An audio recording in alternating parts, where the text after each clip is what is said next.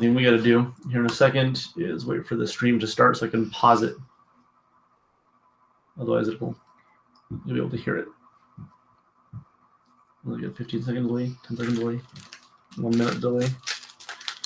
You're having bagels, I'm having Oreos. What kind of bagels? Onion? Mm-hmm. That sounds really good. I love them. 7 horror movies that audiences walked out of. Bagels, I'm having Oreos. What kind of bagels? Okay. Huh. Yep.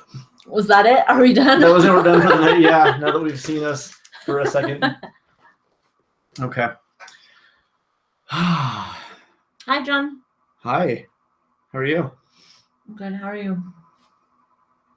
I'm doing good. I'm feeling so much better. Good. I mean, months passed, it has been difficult, and having the chance to sort of take time for myself off of Facebook has been paramount. You like it, huh? Oh, it's been so good for me. And I do miss talking to my friends. I miss hearing from them. But I'm so happy to not feel obligated to talking right now because I can't. I can't, I will help where I'm able. I'll listen where I'm able. And I will tell people, sure, I'll talk to you or not right now, based on where I feel I'm comfortable. And I love that. It's nice to be able to exercise the hey, I'm unavailable right now and I will not give you what I want to give you. Mm-hmm. And I'm exercising the no button and I love it. It's not because I don't want to help everybody in the world because I do, but I cannot. Because screw everybody. Because screw you, buddy. Yeah. No, it's been very good. Yeah, having a great time. How about you? I love not being on Facebook. It's kind of nice. I mean, I love it. I miss a lot of it because I like seeing what all my friends are doing, but there's also a really peaceful element of just, if I'm going to hear about news, somebody has to call me or stop by or text me. Mm-hmm. And that's way more intimate. Passively sort of seeing what's going on. It's really like a newspaper of all your friends' articles that just pops up. And I love not being on Facebook. Good. I love it. I haven't been on for, I don't know, it's been a couple months at least now. Yeah, several months since I've seen you. I love it. I don't know. You do love it. The only reason I get back on and then get addicted to it again is because I get on right before snowboard season starts to get in touch with that makes sense. My snowboarder friends. Mm-hmm. And then by the time snowboarding season is over, I hate Facebook. Oh, yeah. Yeah, because it's nonstop. Yeah, because I just read it and look at it. And then as soon as you're done reading 10 minutes into it, you refresh because there's more new news coming in. And none of it is more important or fulfilling than the zero fulfilling that I just read for 3 hours. Yeah. No, I get you. It's an incredible thing to have the social life of everybody we know at our fingertips at all times. That's incredible. We live in an incredible age. So it's just as fascinating for me to say we can literally look up anything in the world, hear about anything we ever want to, and we're choosing not to. Yeah. That's kind of amazing. It is, isn't but it? It's cool because it's all by choice. It's not because we have to. It's because we're making a conscious decision to sort of regulate. And I like that. How's work? Good. Good. Very busy, very good. Very good. I'm glad to hear that. Very good. Glad to hear that. Mm-hmm. You doing wonderful things? Nope. Doing awful things, exactly. You're on the other side right now. I've given up doing wonderful things. you gave just forego it altogether. No more. Yeah. I hope you hurt. Yeah, I don't care. yeah, exactly. Tell me your problem so I can laugh. Yeah, that's the new mantra. Yep. Good. I'm really glad to hear that.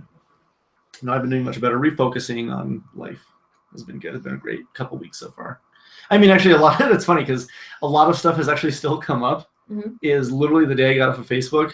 I had a friend who had a family emergency, and her dad ended up passing away just very suddenly. And when that happened, I think I told you about this a little bit. Mm-hmm. It really it threw my week off because I didn't have to. But this is someone very important to me. This is a friend from middle school that I've known, as long as you. And I was one of the few people in Albuquerque that she still maintained contact with. Mm-hmm. And so I went to help her, and I had her dad's cat is in my bathroom, and he's pissed off beyond poor thing. And it's the kind of situation where he's a cat who he can't be adopted because no one's going to want to adopt him because he's a miserable, grumpy cat who only loves his dad, who is now gone. Aww. So it's a really tragic, difficult situation. which is a shame, unfortunately. And so we're trying to figure out if she's gonna take the cat back with her on the plane, or no, in vehicle, because she's gonna be driving back to New York, and she doesn't know if it's less stressful for the cat to be with her for like 5 days on the road, or if the cat is gonna be okay for like 4 hours in the air and super miserable. So we're trying to weigh out what's the best, because he's an old cat and he's stressed out, and Wow. she can't readopt him because no one's gonna want him. So she wants to give him at least one sort of sense of, someone that the cat can recognize, someone that it can be around and not be so mad. And it's a difficult situation. Poor thing. I know. How's she doing? She's very strong. She's very tenacious. She's actually had to deal with so much in the last year or two. I mean, just crazy amounts of things, from medical stuff to got in a car accident, bruised her up pretty badly, damaged her back, going through therapy, had a vehicle that she was issued to the insurance agency. She got hit by a cop car. Wow. During that ordeal, and the cops filed that it was her fault, even though it totally wasn't, because they ran like a light or a sign or something. And so she's been having to deal with these things consistently. Came back from a vacation, only to find that when she got back in her parking garage, the tires were taken, and it's things along those lines and more of that consistently. And she's been handling it in with great stride, and I'm very impressed with how she's been able to maintain. It seems like borderline insanity, but she's fantastic, and she's doing really good in spite of everything. Yeah. Oh yeah. How's your mood? Great. Is it? I've been getting better sleep. I'm tired today because I've been so busy. You seem out of it to me. A little bit. I get a lot in my mind, because there's what I'm doing is, while I'm taking this break, I have this checklist of at least 20 things I want to get done, and I want to get those done not on Facebook because I want to stay away from everything. So I'm constantly thinking of just a ton of junk that I have to do. So I'm a little bit distracted just in general. But yeah. Yeah. All right. Yeah. So I'm distracted. What does that mean to you? Just wondering. A damn thing. Doesn't mean one thing. You don't care. Good. Good. It's been a couple weeks. It has. What if it hadn't been for me? What if it had only been 1 week? Would it have been 2 weeks for you and 1 week for me? Yep. We should watch some Alf tonight, though. I like Alf. I'm not as exhausted as what other night we talked that I didn't watch Alf with you. I'm awake enough to watch Alf tonight. We should. Unless you're too distracted. I'm probably, because I'm still thinking about these Really? paintings. Basically, my MO at this point is to get all the things I need to get done by the end of the month. And Okay. it's doable. And I'm going to be working on those this evening. Because I'd like to actually because once I get these out of the way, I will feel a lot less it's just stuff have been needing to catch up on for a long time. And Cool. once I get these done, I'm going to open back up in general much more. But I thought tonight would be a good evening, because this is important to me. This actually really helps me think and maintain, regulate, refocus. And I had one thing sent into us that was just a really heavy, I don't know how to deal with this kind of situation. And I don't know how to deal with this kind of thing because it hasn't happened to me, and it's an inevitability, and it's a big one. So yeah. So let's go ahead and actually get to that, because I want to know sort of what your take is. Okay. So we'll bring this up, but the gist of it is, last time I saw my family, everyone was really healthy. Dad has diabetes, mom has cirrhosis, but they're doing great. Then my mom's gallbladder needed removing. That sucked. Surgeries are typical, whatever. However, it seems that her cirrhosis since the surgery has escalated ridiculously, and the fluid it produces has made her too heavy for surgery. The doctor gave her an estimate of a year. Family is pretty messed up right now. They're all miles away from each other. His family is fairly scattered all over the place. He's from up north. Most of his family is actually sort of out that direction. A couple of them are sort of in the Midwest, and he's out here, and they're just sort of struggling to figure out what to do. And he's not prepared. I mean, is one prepared for a situation where loss is inevitable? I mean, generally it's inevitable anyway. But when it comes down to hey, we've sort of got like a ticker going for you. I mean, what do you do? What else did he say? That was the majority of it. Just sort of, I know this is, you know.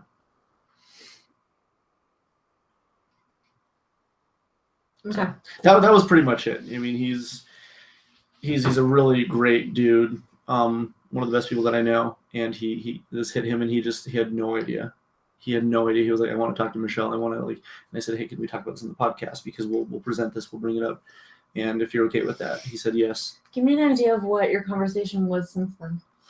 Very brief. Brief. This is yesterday, I think. So it was literally, I mean, just here's my support. Thank you for opening up. And yeah, very minimal since then. Okay. So, No. What's your closest proximity to loss thus far? I mean, I have had relatives, uncles, my grandpa. The closest thing I had, God, I'm trying to think, was like in terms of somebody that I was probably closest to, because even my grandpa and my uncles, like I was close to, but I wasn't like really tightly knit with. But in high school, I did lose a friend to a car accident senior year. And it was rough because it's unlike anything to have somebody that you talk to gone. It's a long time ago, so I haven't really had like a lot of time to feel it since then.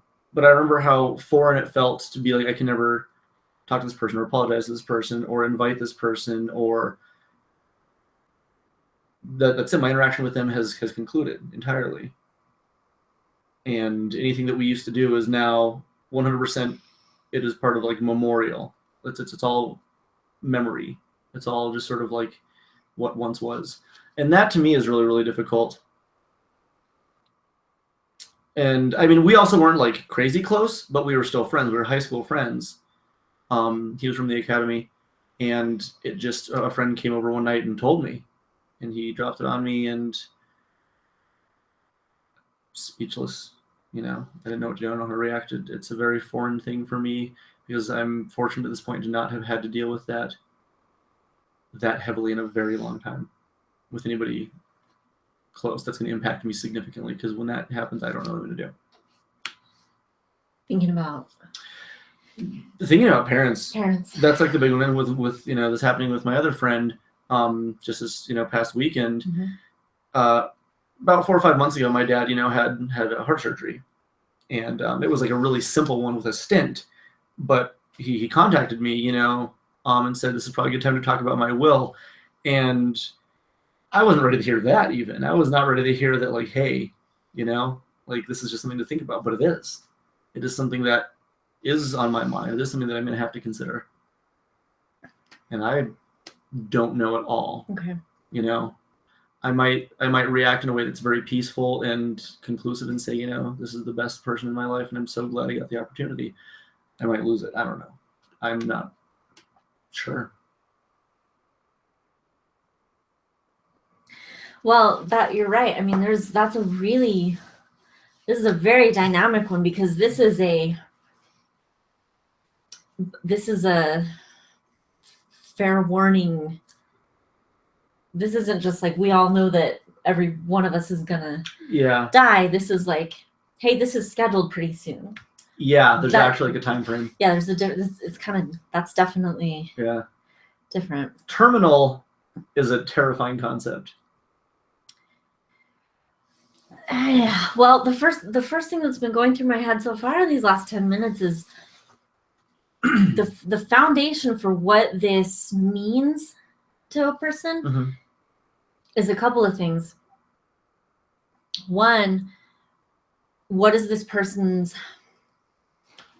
meaning to you? And I don't mean who are they, mother, friend, whoever, but what does that mean? Yeah. Do you know what I mean? Like your relationship with your dad is unlike anybody else's relationship with their dad on the planet. Right. Your relationship with your mom is not the same as anybody else's relationship with their mom. Right. And then there is, what experiences of loss has a person had in the past, and how did that go? Yeah. What was that like? Right. You know what I mean? So, and then on top of that, what is your belief about death, life and death? You know, there's a lot to this. So, and it's something I've pondered a lot. You know, is it better to have some heads up that, hey, this is close, right, or not to? You know, because, you know, essentially there is nothing, not a single solitary guarantee that any of us have tomorrow. Yes. But we do run around like we do. Right. Have tomorrow, and we run around like everybody that we love has tomorrow. And the awareness of nobody actually is guaranteed, that is not something that I think many of us, I certainly don't sit down and just think about it every day. Like, okay, I might be done after today. John might be done after today. I mean, I don't just sit around and think like that. Right, yeah. It's such a semantic knowledge. You know, it's almost like just something functional of life. Like, I know that my cells are gonna die in rebirth, and my heart's gonna beat, and I don't think about any of that. I don't think about how to blink. Those things just happen. Yeah. And death is kind of like that, you know, except that most of the time, probably 99% of the time, we don't want it to happen. Right. Right. This is an interesting one. And having lost a parent, a mother, in a different way, and having my dad had his gallbladder out last year actually, as well, and it was a really scary thing, and there were a lot of complications afterwards. And watching this is my adoptive parents, watching my mom, my adoptive mother, watching her terrified, and the conversations about the will that took place at that point, and seeing my siblings and how they handled it, and seeing how I handled it. You know, just the whole thing was really, it was such a different experience than when my mother died, than when my biological mother died. And like, I don't think I've never seen a single solitary loss of a person to death that has been like any other. Yeah. Every grief is different. And I mean, that question that you asked at first, how do you prepare? Is there such a thing as prepare? Is a really good question. Because no matter how much you think you can mentally sort of like get yourself ready, you can't, because it's the thing that, like, when it comes, it's never, you know. I mean, I guess what's difficult for me is, I'm thinking of it the way, like, this other friend is, say you have a parent who's in the hospital, and you can tell that, like, you know, it's been 89 years, and they're slowing down, and it's concluding, and it's drawing to a close, and you can see everything sort of finalizing. I think it was really hard for my other friend was that her sister was in town here in Albuquerque, and they had dinner Friday night, and then Saturday, done, like, just out of nowhere. He had beaten cancer. He had a heart condition that he had surgery for, and he was on recovery from that. Everything was very optimistic. The doctors were like, hey, this is awesome. But then boom, closed, you know? And so it wasn't a matter of, you know, well, we see this as an inevitability. You know, it was just, oh, everything's looking very up. And it was. And then suddenly.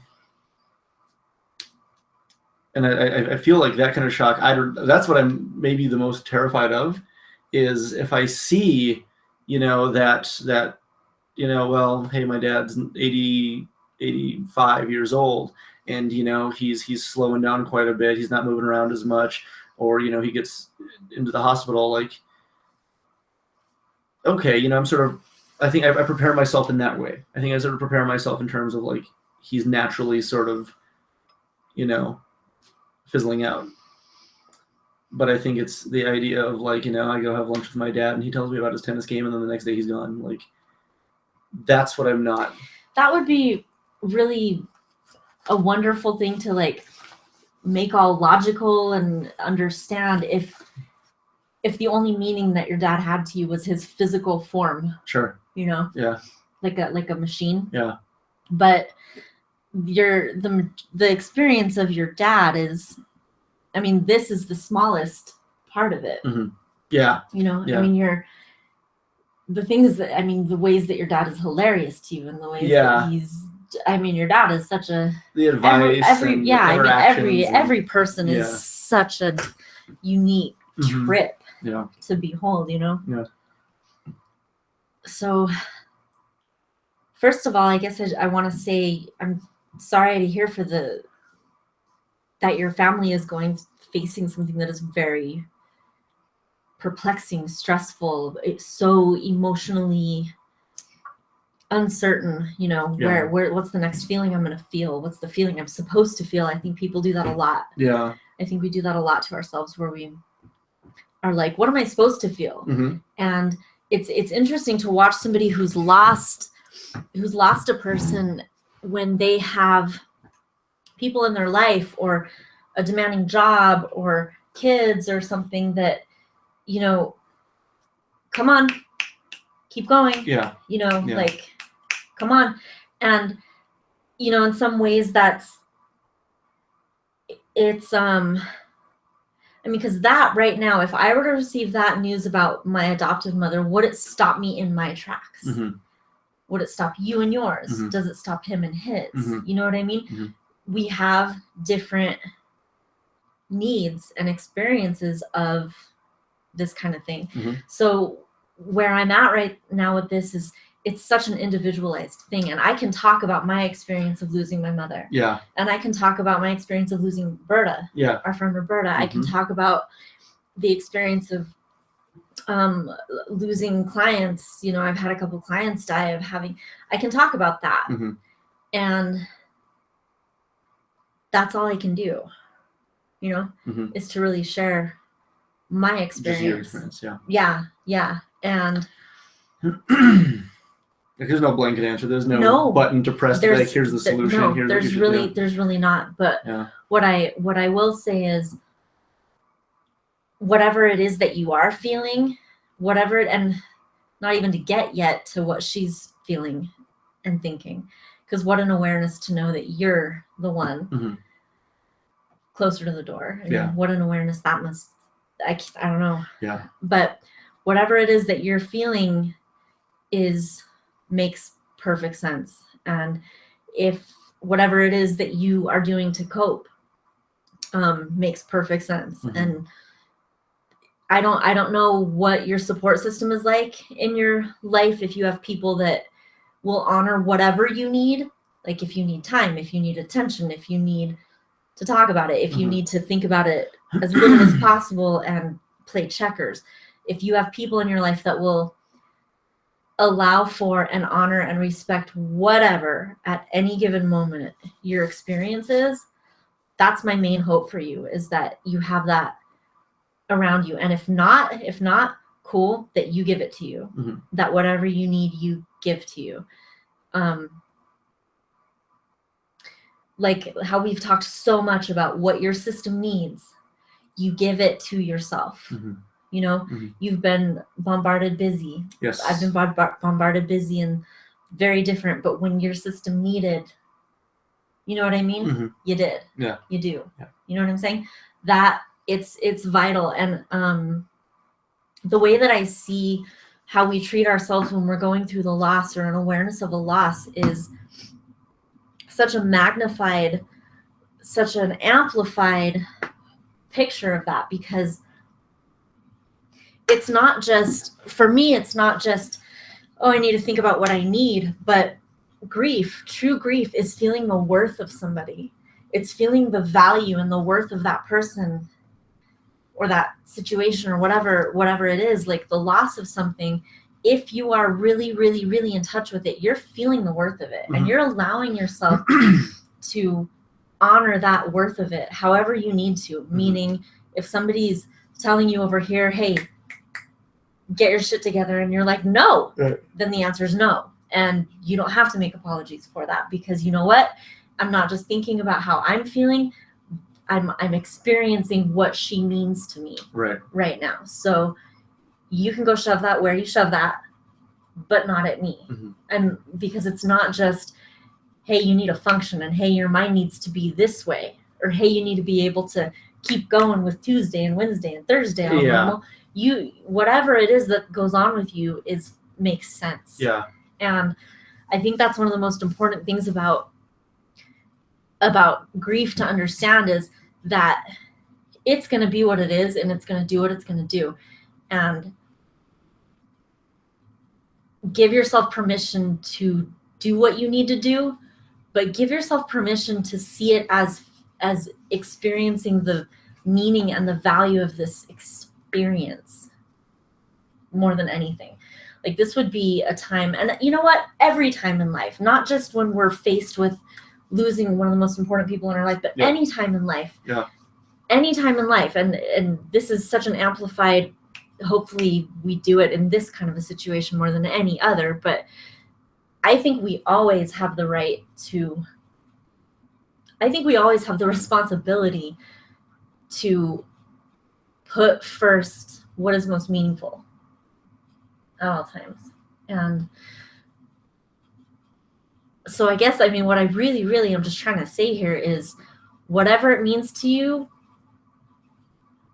let it, without the whole, what should I be feeling, and how should I be handling it, and how should I be functioning, and how should she be feeling, and how should she be handling it, and what should I be giving her? Should. Yeah. Because that is, one, it's crazy making, but two, it's irrelevant, really. It's irrelevant, because should just means this is where I'm actually at. Yeah.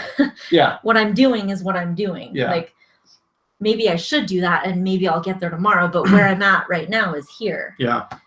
Speaking of, your dad is calling. Oh, he's probably just calling to let me know that we're doing lunch tomorrow. That's what happens. He just calls me. Cool. Yeah. It's cute. Yeah. Mm-hmm. So we'll be doing lunch 1 o'clock. Yeah.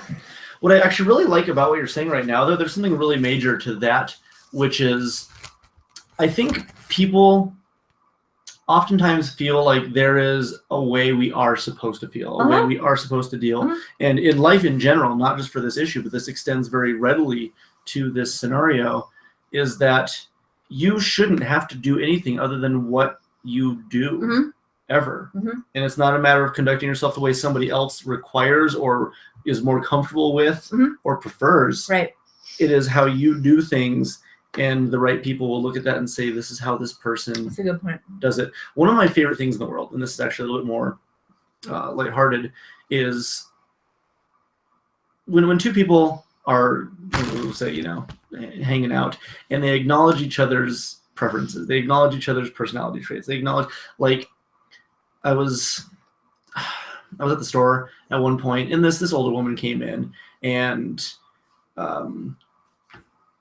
her husband was outside, and he was like in a bad mood. He was all smoking and swearing outside, and she just goes, "Oh, he's in a bad mood. This is how he gets," and that's just how he is. And I love the fact that she didn't care that this was something that she wasn't into, because that was his deal, and she loved him regardless. Yeah. And to allow somebody to be different than you, even entirely, is so wonderful, because you are literally embracing. Yeah, I like that you're saying that. Yeah, somebody else's entirety. Because of course, this person's mother has other people in her life as well. Yeah. And when a family is going through the loss of somebody, all these family members are all experiencing things in a totally different way. There are 7,000 different perceptions going on at any given moment. And that I like that you're saying that. I remember when my mother died, you and I have talked about this on here before, the way that, because what we're supposed to need is come cradle me. Right. Come hold me. You know what I mean? Which was absolutely, you've talked about this before, because I've heard it. I got the news when I was here. Yep. We were sitting in there watching Troy. Yep. Watching Troy. Yep. Which I found the other day, and I have sitting on the counter. I love Eric Bana. Interesting. He's great. Oh my gosh. I like Brad Pitt, all right. He's cool. I don't like Orlando Bloom at all. I love Eric Bana. Good choice. The best. Anyway. Good choice. Anyway. So that night when I got that news and you came towards me. Out in the hallway. Yeah. My intention was to hug and hold and support. Because that's what I'm familiar with. That's what I recognized. Culturally, that's what we see is, if you lose somebody, it should be painful and you should need to be scooped up. That's typical culturally for us. And you resisted immediately. Mm-hmm. And you were very honest with it. It didn't hurt my feelings, but it was very much like, oh, I didn't expect that. Mm-hmm. So it's not what I would be familiar with. Yep. It's very interesting to see. Yeah.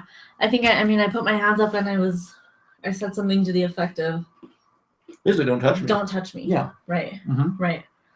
And I had an experience that was so fascinating when my mother died, because I have a sister and I have a brother and a cousin and an aunt, and we all had completely different experiences of what happened. Mm-hmm. My relationship with her was unlike any of theirs. My loss of her was unlike any of theirs. And walking around in the world, people all over the place were saying to me things like, I'm so sorry. I'm so sorry. That's so hard. And, there was some bewilderment that came along with it initially. But for me, it wasn't a loss for me. I felt, and I've said this on here before as well, she wasn't happy. She wasn't healthy. Mm-hmm. And I didn't have the relationship with her that I wanted when she was in this physical body thing that we have. But when she passed, I felt like we got closer than we'd ever been, and I felt like I could finally talk to her and she could hear me. So I actually felt like it established a level of our relationship that we never had. And so for me, it was a gain, in fact. And I didn't have a single person come up to me and instinctually say that to me, or default say, oh, I'm so happy for you that you have a closeness. Nobody said that. Everybody was sorry that I lost her. Everybody was sorry that whatever, that was just the concept. And that was your concept. It certainly was. Yeah. And, looking back at that and the way that felt that night, it wasn't like Michelle just lost something when you came to hug me. Yeah. I felt like I'm holding something right now. I can't let me. Yeah. Do you know what I mean? Yeah. Like something was handed to me at that moment. You know what I mean? And you can call it a loss, but for me, something was handed to me at that moment when I found out that she was gone. And I didn't have space for anybody to come in here and get at it. Sure. Sure. Hold up, I'm trying to figure out what this creature is that I have right now. Yeah. So, and you're talking about that woman you saw at the store who was like, nah, he's mad. And yeah, there's my sweetie being a total psycho. Yeah. And what an honoring of wherever he was at, at that time. That is, So it's so funny, but every time we do a podcast, I feel like the basis is always the same thing, whether we're talking about jealousy or death or imminent death or selfishness or whatever. It's always honoring, you're honoring the highest honor to yourself and to whoever is around you by that honoring of yourself. No. Really, that's what I have going on in my mind about this individual is I don't know what your relationship is like with her. I don't know if she's somebody for you that you think about your mom and she's the pinnacle of patience, or the pinnacle of, whoa, she had no patience, or sure, whoa, she's showing a lot of patience right now that I never saw her have before, or wow, she's handling this so much different than I would have expected. I mean, I don't know what she means to you. I don't know what she's like, but you do. And that's really all. I don't know. What you're saying about this actually prompts me to bring up something that I had read in Conversations with God, which was a really fascinating take on death and loss.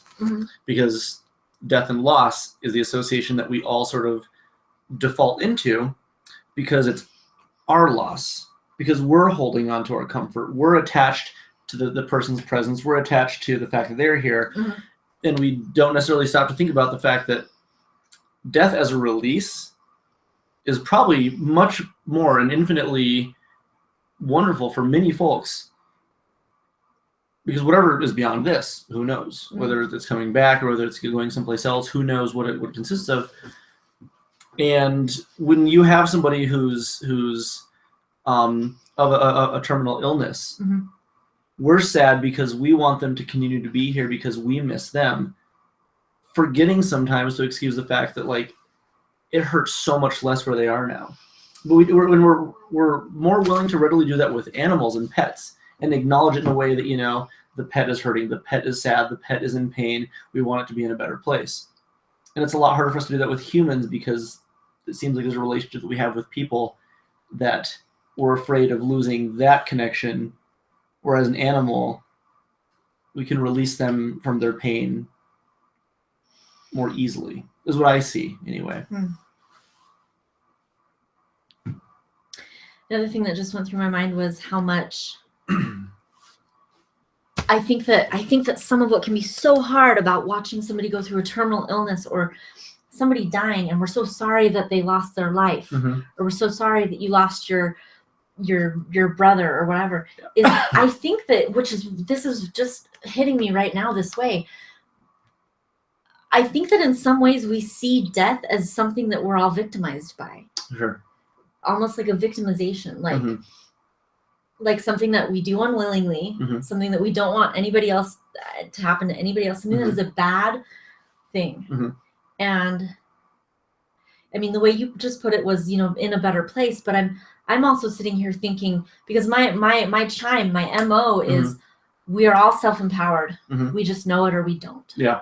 And every one of our spirits knows what we're doing mm-hmm. and why and exactly how. mm-hmm. Whether we acknowledge it or not here in this brain thing is a totally different story. But I look at my mom's life and I see her as a total master of her jacked up life. mm-hmm. You know what I mean? She went the way she went. Like, I honor that. I respect however she lived and however she went, mm-hmm. because I can feel this completion and this perfection of her. I can feel this, like, this spirit part of her. mm-hmm. You know what I'm saying? mm-hmm. I can feel that about anybody if I let myself. So, I mean, that's how non-judgment exists, is I can look at anybody, whatever they're doing, and go, that's one way to do it. mm-hmm. You know, mm-hmm. that's one way.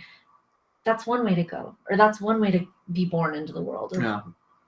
or whatever. But rather than ever looking at anybody who's sick over time, or looking at anybody who's died, or anybody who's in the process of losing somebody, rather than looking at any of those people and saying, oh, you poor thing, because I don't believe that. mm-hmm. I don't believe that. And, you know, and I believe about your mother, you know, her soul, her spirit has its agenda that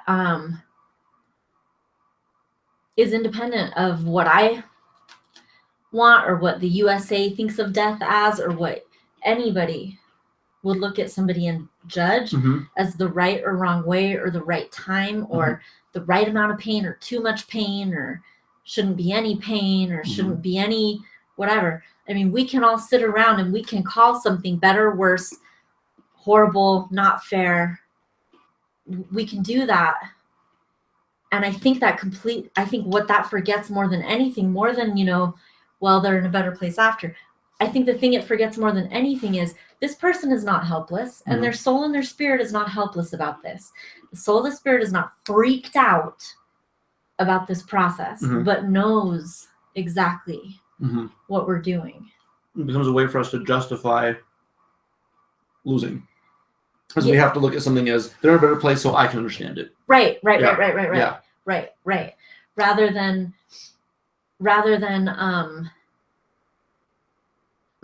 anyway, this is a very interesting conversation. I'm actually surprised we haven't gone this in depth with it before, but we've touched on it.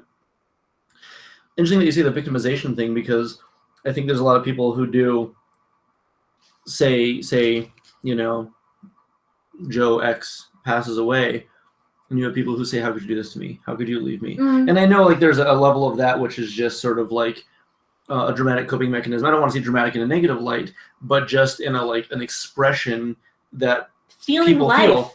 But at the same time, there is still very much a, how could you do this to me? There really is a level of... There's a should. Yeah. this should have, this should be, this should not have. There's a should thing that I think disempowers, strips all of us of our strength, our strongest self, which is the spirit, which is the soul. You know, the part of us that isn't scared to be born, isn't scared to die, isn't worried that there's going to be a distance because there is no distance.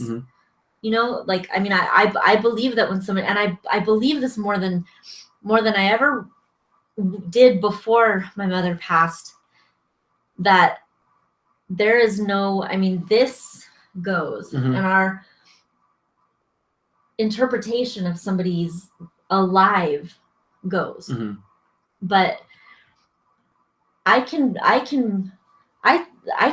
feel her anytime I want to. You know what I mean?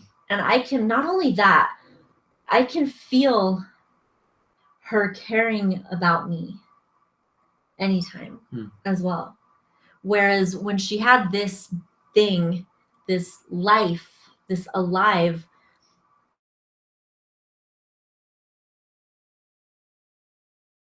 I get hurt her. But now I only interpret her now through the sense of where we're connected up above our head.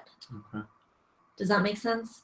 I mean, to the best that I can understand your take on it, yes. Yeah, without even, you know, because I haven't had the proximity with that kind of person. I don't know if I have a connection with my uncle or my grandfather or my friend, you know, from high school, or Berta, you know, like, it's hard for me to identify with those things because I wasn't on the proximity level with someone like that as it was. But I understand conceptually exactly what you mean. But without the experience of it, it's interesting to hear sort of, and it's something that I very much agree and believe in, you know, that there is like an interconnectivity that is not limited to just this vessel. Yeah. You know, like, because these are still, for as much as we can do, it's like the most primitive technology in terms of like something on a much higher plane. Yeah. The other day, a couple nights ago, I was sitting on my balcony, and that's dumb. Yeah, I know. Oh, God. Nobody's. I mean, that's humiliating to admit. Yeah, it is. You egg on your face. Yeah. All right. Sit on the balcony. I'm so ashamed. Yeah, looking foolish. Yeah. Just enjoying. Just being my idiot. Enjoying the weather. My dumb self. Yeah, cool. But I was sitting out there anyway. I was sitting out there. Regardless, yeah. And you still did it. And and what was it like? My man was like, I don't remember what he was. I don't know. He's doing something like this, right? Yeah. And his hand was like right here at my jugular. And it just crossed my mind, you know, the distance between this very thin flesh, which is the artery, you know, and this like big crushing hand. Yeah. The distance between it is this big. Yeah. The only thing actually standing between me and not being alive anymore was that he and I both wanted me here. Yeah. You know what I mean? Like, because in an instant he could have changed that. Yeah. That would have been so simple. Yeah. In an instant I could change that. You know what I mean? And how much we have this instinct to just be here. Yeah. And you know what I'm saying? Yeah, like, and totally. It's such an amazing thing how we're driving down the road and regardless of, you know, like, here's this crystal glass that I'm about to take to my mother or something like that, but there's a puppy, so I'm going to let it smash all over the dashboard because I don't want to, you know what I mean? Or there's a squirrel or whatever. Like, this just reverence that we have of life. Yeah. And I think sometimes we confuse that for this is the only best expression of life. When I do believe that in death, there's a perfect expression as well. And that person is, in whatever form they're in, not gone. And whatever form they're in, nothing bad is happening to us when we're dying. Nothing wrong is happening when we're dying. Do you know what I mean? I'm not really sure where. I'm just kind of like free. No, I like hearing this. I think about this a lot, actually. And you do? Yeah, I do. Driving down the road, something that I think of is, and I've used the dog as an example, and you'd rather let nearly anything else happen other than this thing to be harmed. when I'm driving down the road, and I'm just going to say bicyclists, not because I dislike bicyclists, but I dislike the fact that there is zero regard for most like traffic laws and pedestrian laws almost entirely. And the only reason that makes me mad is because I don't want them to get hurt. I don't want them to die. And they're doing things often that cause danger because I might be aware of it, but somebody else might not. Or, you know, kids running down the street that are, you know, not jumping in front of cars, heaven forbid, but like, you know, kicking soccer balls around and like, you know, they're running down the street without looking, or, you know, things of that nature. And the instinct is to want to yell at them or honk at them or be angry because I don't want them to hurt. I don't want them to die. I don't want them to put themselves in a situation where they're damaged. Why? Because I want them to be alive. I want them to continue existing, you know?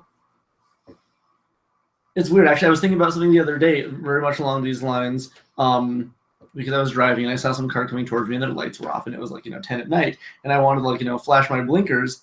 And it was too late by the time I was really thinking about it because this train of thought popped up in terms of some gangs, I guess. I don't know if this is true or not. I've heard that, you know, flashing lights at them is like a gang initiation kind of thing. And sometimes like they'll drive, this is completely maybe totally unfounded, drive down the street on the opposite direction with their headlights off as like an initiation kind of thing. And if that's the case, like that terrifies me because we think of, you know, nobody, does it make you tough? Does it make you stronger? Does it make you, you know, putting lives in danger? What if you're putting the life of somebody you love in danger? What if you're involved in this gang? And this is just totally hypothetical, just blah, blah, blah. Like, I don't even know if any of this is founded at all. But this was the thought process that was going. Do you want somebody that you love to be in that situation? So why would you choose to initiate somebody into this? You know, because what if you're Cholo X? I don't know, guys. And Cholo X. Yeah, that's his name. And you know, you're getting your friend initiation guy to do this thing. And what if he makes a crash? What if he you know, hurts somebody? And what if it's your girlfriend or your mom or somebody, because they hold family, they hold like this community of themselves in such high regard. What if you hurt somebody else that meant something to you, but you're still putting somebody in danger in order to like promote something? And I just keep thinking of it, people don't really want that. People really do want to preserve as much as possible. You know, they will try to display power, you know, at certain times over in dominion over somebody when it comes to like, you know, anger or territory or possession or whatever their highest value is. But ultimately, nobody wants to experience loss because it sucks. So I think in most cases, if we can help it, we don't want to put somebody in that situation. I mean, in Cholo X driving down the wrong side of the road, killing his girlfriend's mom, he doesn't want that. Deep down, he doesn't want that. That's interesting. I know it's a really strange like scenario, and again, I don't know where it came from, but I just was thinking, and maybe it was just like a bunch of rumors I had heard or whatever. But it got the thought process going. That's really funny because a little bit ago I was like, Dan, you should come and talk with us, and that would have been a perfect Cholo X. Like, hey, tell us about this. Tell us about gang initiation. Yeah, like, I would like to know. How many people did you smash into down the road with your lights off? Just tell us about that. How many of your girlfriend's family members did you kill on accident? It's an interesting bit of levity. Yeah, it was this conversation. Should call him and ask him. Yeah. See what he says. Oh, like 6 or 7. One of my friend's brothers was in a gang, and they were still really close. And despite the fact his brother was in a gang, he would call him up all the time and make him do Donald Duck impressions over the phone, and he would do it. Like, he'd call him up and immediately go, hey, you know, do the voice. And his brother would immediately, without even, like, asking, he'd just start talking like Donald Duck. Hardened dude, right? Yeah. But his family was still important to him, to where he didn't even think about questioning. That's funny. Yeah. I don't know. Interesting. I don't know. I mean, I'm surprised we haven't gone into this way either. Yeah, it hasn't really come up. It's we've touched on it, but we haven't really discussed it. I want to know more, just this individual in particular. I'm just curious, you know, about like this person and what his relationship with her is like. Sure. And I'm curious what's going through her mind. Yeah, you know, I mean, absolutely. The way I heard somebody put it once is, to know that you're losing somebody in a terminal illness is very difficult, but to think about that person who is with the terminal illness, looking around, knowing that they're saying goodbye to everybody, if you look at it that way, you know what I mean? But I heard somebody put it that way once, that person is losing everybody, or saying goodbye to everybody, or we lose one, they lose all. Yeah, I mean, if we're looking at it, if we're talking about it in those terms, but yeah, I mean, I'm curious about, what she's like and what it's like so far. Like, what's it felt like so far? Is it shock right now? Is it? I mean, because it could be anything. I don't know what you're feeling, and I'm just curious, about that. Well, I'll try to garner some more information as it comes. Yeah. So, no, it's interesting to think about how people choose to deal with it. I was checking out an article somewhere that had popped up, and this was off of Facebook, so I don't even know how I saw this, but it was about this woman who was diagnosed with something terminal. She didn't have long to live, and she knew it was going to be a very painful process. So she had a suicide party. And, she invited all the people she loved over, and they hung out, and they talked, and they had a good time.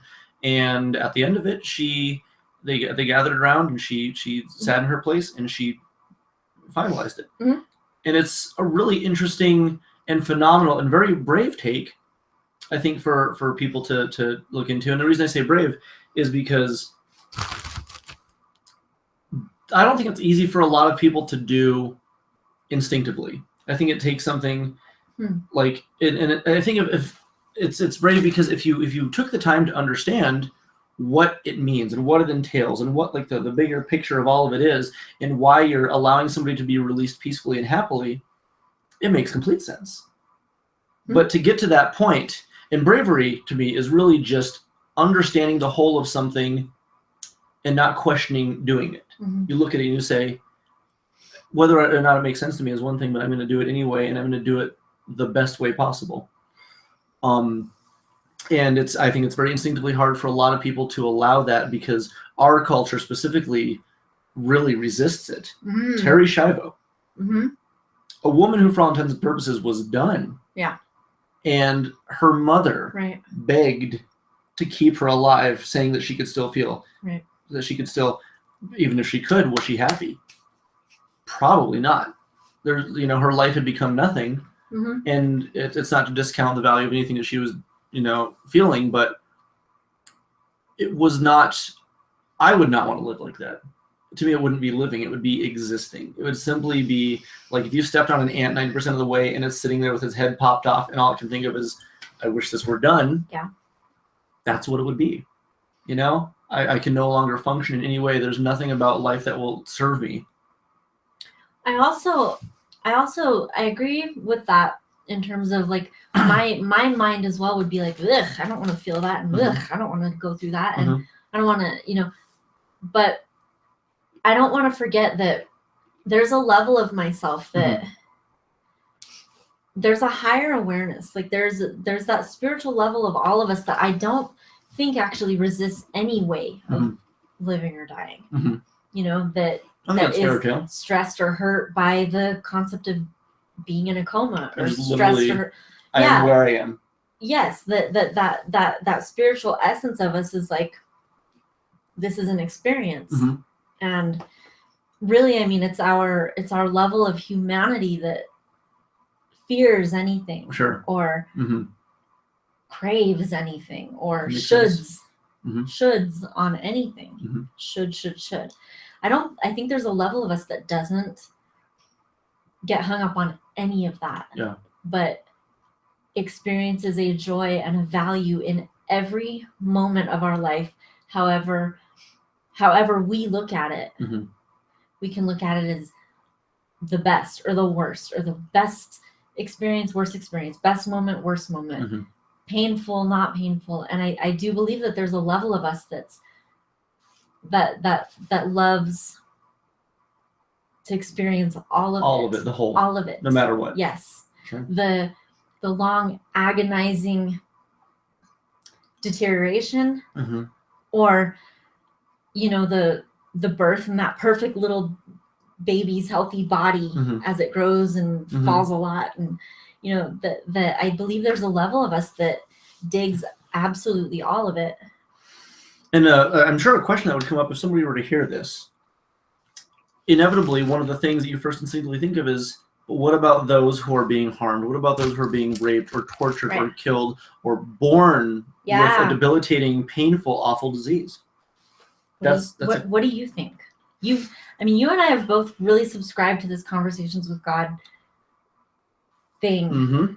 What do you think about that? Somebody who's being, because we talk about this kind of stuff here all the time. Yeah. You know, we've talked about situations of rape or oppression or marginalization, and we've done that a lot.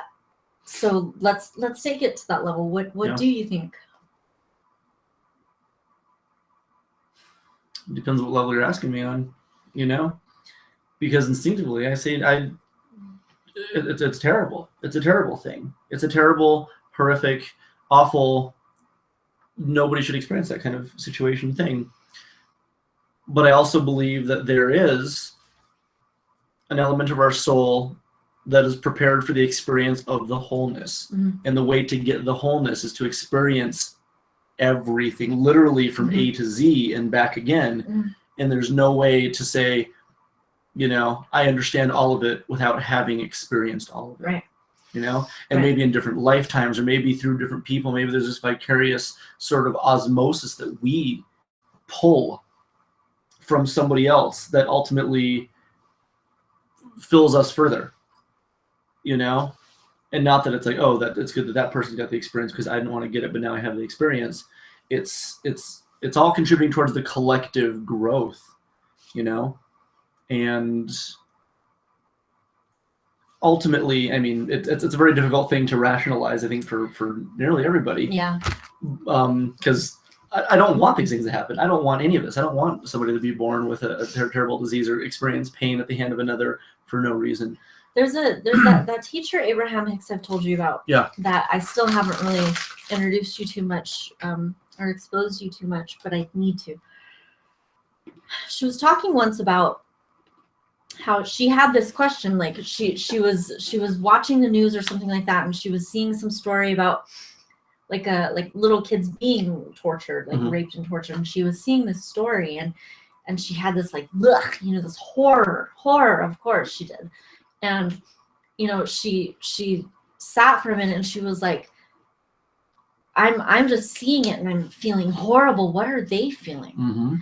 And it was interesting what she said next, because what she said is what came through to her, like that message that she sort of downloaded, because she's very, very much, she lives up here above her head, you know, she's not just thinking in her human mind. And the message that she felt like she was receiving was, you're suffering about it more than they are as you're thinking about this, because they are living it, which means the moment that the horrible thing happens, the resilience and the other side of that coin immediately grows in them.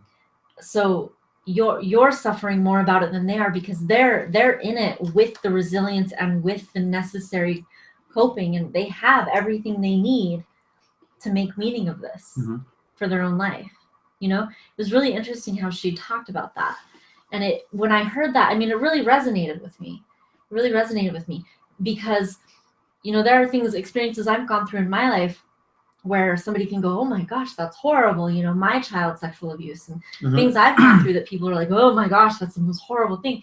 And for me, I understand semantically why that's horrible. But for me, the meaning that it has to my life is, I wouldn't trade it. It's exponentially valuable to me. You know what I mean? I wouldn't trade it for anything. But somebody on the outside can think, oh, I hate that happened. Sure. To me. Like, well, thank you. But you see, the level of me that I really try to live from the most wasn't harmed. You know, like that level of us that is able to be disempowered and feel like a victim and all of that. Yeah, that was harmed.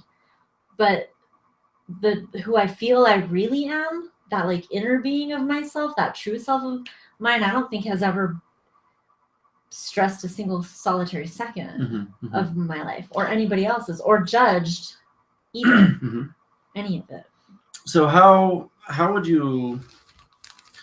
I think there's a lot of people, maybe most. I'm not sure. I don't know exactly how many people, who would hear that and either say, well, that doesn't make sense because she didn't have it as bad as this, or how could somebody say that? It's that's. I don't think you say anything oppressive or demeaning, but people hear that, sure, and they think, is that discounting my pain? Is that discounting right? And so right, it's a tricky subject to tackle because it almost sounds like you're saying, oh well, you deal with it in so many words, right?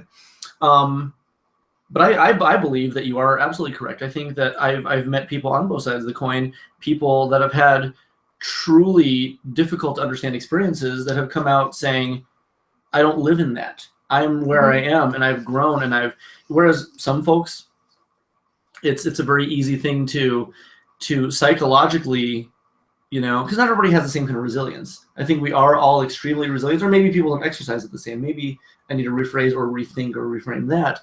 But for the folks that have a more difficult time understanding that the way you do, I mean, what would be like a step for them to look into the introspective nature that brings them to being okay and allowing and looking at it without having attachment or having it control them? Yeah.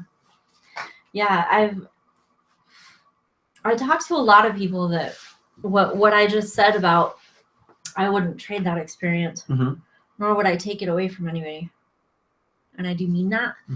When I talk to a lot of people that their fundamental belief of, and we're talking about sexual abuse at the moment, that look at any child pornographer or child abuser or abuser of any sort, against somebody's sexuality as, cut their dick off or cut their eyes out, or you know what I mean? And they're the lowest of the low. And the majority of the people that I work with have done a lot of prison time, and that is the culture. And is that there's nothing lower and there's nothing worse and there's nothing more deserving of every type of violence that we could possibly exact on that person. And it's expected and it's appropriate in that world and all of that. And so, I talked to a lot of people, and a lot of people that have been through that as well, that have been abused in that way. And the way that you just said that, you've met people on all sides of that coin. There is a spectrum of, and this that quote by Marianne Williamson, it is our light and not our darkness that most frightens us. That I think it was Martin Luther King that, not Martin Luther King. Yeah, it was Martin Luther King that said it in a speech, but it was Marianne Williamson who first said it. Okay. I think if I'm remembering that right, and I may not be. But it's our light and not our darkness that most frightens us. We're afraid of how powerful we really are.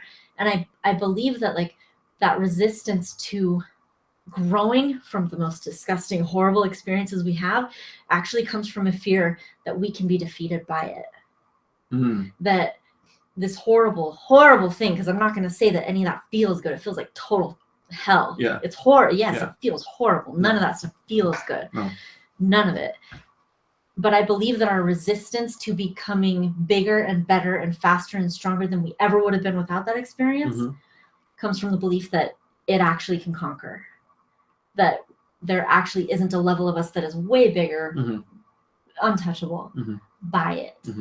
I think it's a fear that we have a weakness that won't be able to make a meaning higher and higher and higher above that. You know what I mean? I do. I think it's a fear of our smallness, our fear of incapacity, or a fear of non-volition or immobility. You know what I mean? And I said it already, and I don't want to beat a dead horse, but I do believe there's a level of ourselves that is completely distressed, not at all by anything. It's equipped. Like it is prepared. It beyond. is Beyond. It's already beyond. Yeah. And is there calling us, this is how, come align in this way of thinking, and it won't hurt at all. It will make you stronger than you ever would have been without it. Do you know what I mean? I do believe that. I do believe that. And I'm not saying that pain is discounted, because pain sucks and we all hate it. And there's nothing discountable about it. And I'm not saying that at all. I'm saying the true core of a person and the ability that we can glean from the worst things that could ever happen to a person is accessible to all of us. And does that kind of, I don't know if I've gotten there anymore with that. I think it's one of those kinds of things that like it's a great way to address the potential of it. I mean, from individual to individual, it's obviously going to be somebody who goes, I'm still resistant, and somebody who goes, oh, now, you know, like there's but ultimately it's really just finding the communication tool that somebody goes, identify with that. And as I'm talking about this, I'm talking about my relationship with child sexual abuse that was, you know, that's how old am I? 34. 33. 33. So that's 25 years old. Okay. That experience, those experiences happened 25 years or more ago. Okay. And that's something that over the last 25 years, I have come to where I'm at with it. There are situations I go through and encounters I have with people that bring me completely to my knees, like that used to, that I have no conquering of, that I have no alignment with my higher self about yet. I am still totally resistant and still completely like, I hate this. Yeah. And this should never, you know, I have that about all kinds of things in my life. That particular area just isn't one of them anymore. Do you know what I mean? Because I have dealt and dealt and dealt and dealt and worked with it so much. And you found the way to address in that arena. And there are people that are completely conquered by that arena. And there are people that are completely like healed and grown from arenas that I can't function in still. We're also very, very different. But regardless of the situation or the timetable or anything, there is a level of all of us that isn't threatenable at all. Why do you think it's easy for people to feel like this also still stems from like the I adulted, you know? Because any amount of progress we can give ourselves to say I did it, we like to quantify. Yeah, we love it. So we want to grade. Yeah. So when people have such a hard time, you know, I can't deal with today, I can't do this. What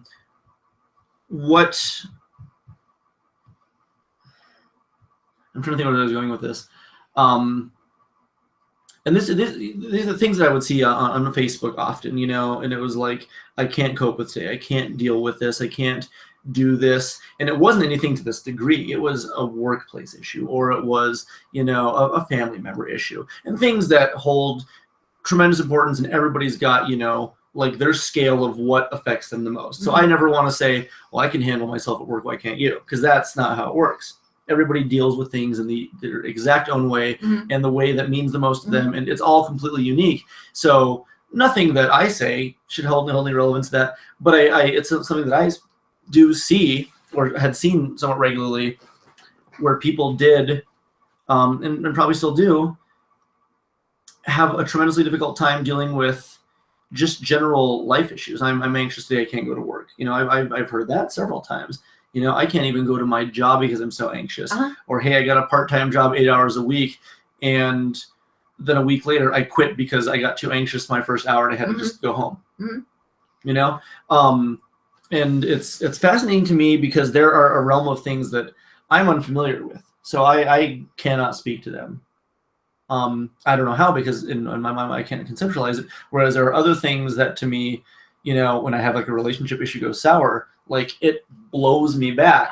Or somebody else could just be like, oh, I'm done, cool, whatever, and like they just move on without even thinking. And I have a very difficult time with that. That to me is one of the most difficult, straight up, easily, where I get hung up the most. Resistance. Complete resistance. Yeah. And I don't know. I don't know where I was going with it. I just wanted to sort of discuss it, but you know,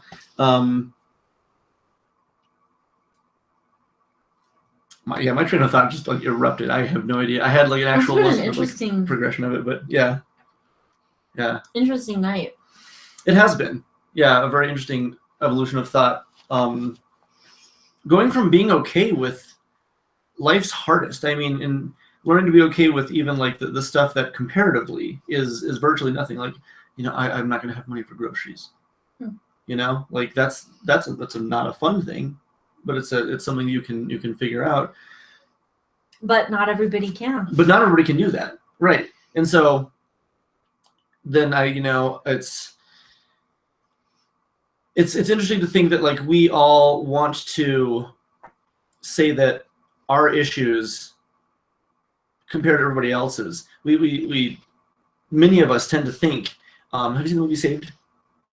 Yeah. I just watched that last night. Yeah. It's so good. It's so funny, and it's really a great little film. Mm-hmm. But it portrays a girl, Hilary Faye, I think is her name. I can't remember her name exactly, but she's this girl whose agenda is the bottom line. Mm-hmm. Whatever she thinks, she can't conceive why anybody else would think otherwise ever. Any resistance to it, and she throws something right at it and goes, why? To never stop and think about the fact that somebody else's. Right. I love how many bagels you can just put away, which is an entire bag. I carbohydrates. You love them. I do. You know what you should do? Go to Domino's and get a pasta bowl, but in a bread bowl. That's what I had for dinner tonight. That sounds really good. It's delicious. That's what I had for dinner. There's carbs everywhere. I love carbs. They're so good. And you're tiny. They're so good. Yeah, but you're still tiny. Do you still go to the gym? I went to the gym once in like the last month. You just metabolize like a monster. Monster. A small monster. Okay. I hear that regularly. You metabolize like a small monster? Well, because I do this like every day. Binge on a whole bag? I'm a binge eater. I'll big on a bit. Whoa. I ate. Okay, yeah. So John's not being exaggerating when he says a bag, because I've eaten 5 bagels while we're sitting here, and I'll finish the bag. And there's 6 of them, and I did that earlier today too. Yeah, this is. I have a carbohydrate like thing. Oh. Thing. Yeah, it's really impressive. I think it's really, really cool. Because as long as I've known you, we'll say in the past like 8 years that I've been reacquainted with you, I've known you to eat almost anybody I know under the table, like effortlessly, and you're tiny. Mm-hmm. That's incredible. Yep. Wow, I'm very impressed. Me too. You would come over and just eat like an entire bag of something I just bought, and then eat every packet of Jell-O I had in my fridge. Fall asleep on me. And then like an entire box of Goldfish with your hand in it, half asleep. Yeah, it's incredible. I nothing about that bothers me or is weird. It's like I think it's absolutely fascinating. I'm so interested in that. Okay, I think that's interesting as well. My belief about that. Your belief that I'm interested? No. Oh. My belief about how that can work, how metabolism works. Yeah. I believe that's also very much a vibrational thing. I consider food a very, very good friend of mine. I don't have a fear of it. I don't have like a guilt about eating certain things. Mm-hmm. Like I see it. I don't have a belief that it's gonna make me fat or anything like that. Like I do believe that what we believe about something, we get to attract that thing happening that way. Like I've worked on my relationship with my beliefs about food so that I can eat like this. I've worked on it a lot. That's fascinating. Yeah. Where do you start? Where do you begin to sort of put out that vibration? Where do you begin? Because I want to do that with Taco Bell. I love Taco Bell. Taco Bell's really good. It's really good. Like it's one of those. I try to stop eating fast food consistently, but it's the one place I can always go to no matter what, and be like, you know what, I am okay with this every time.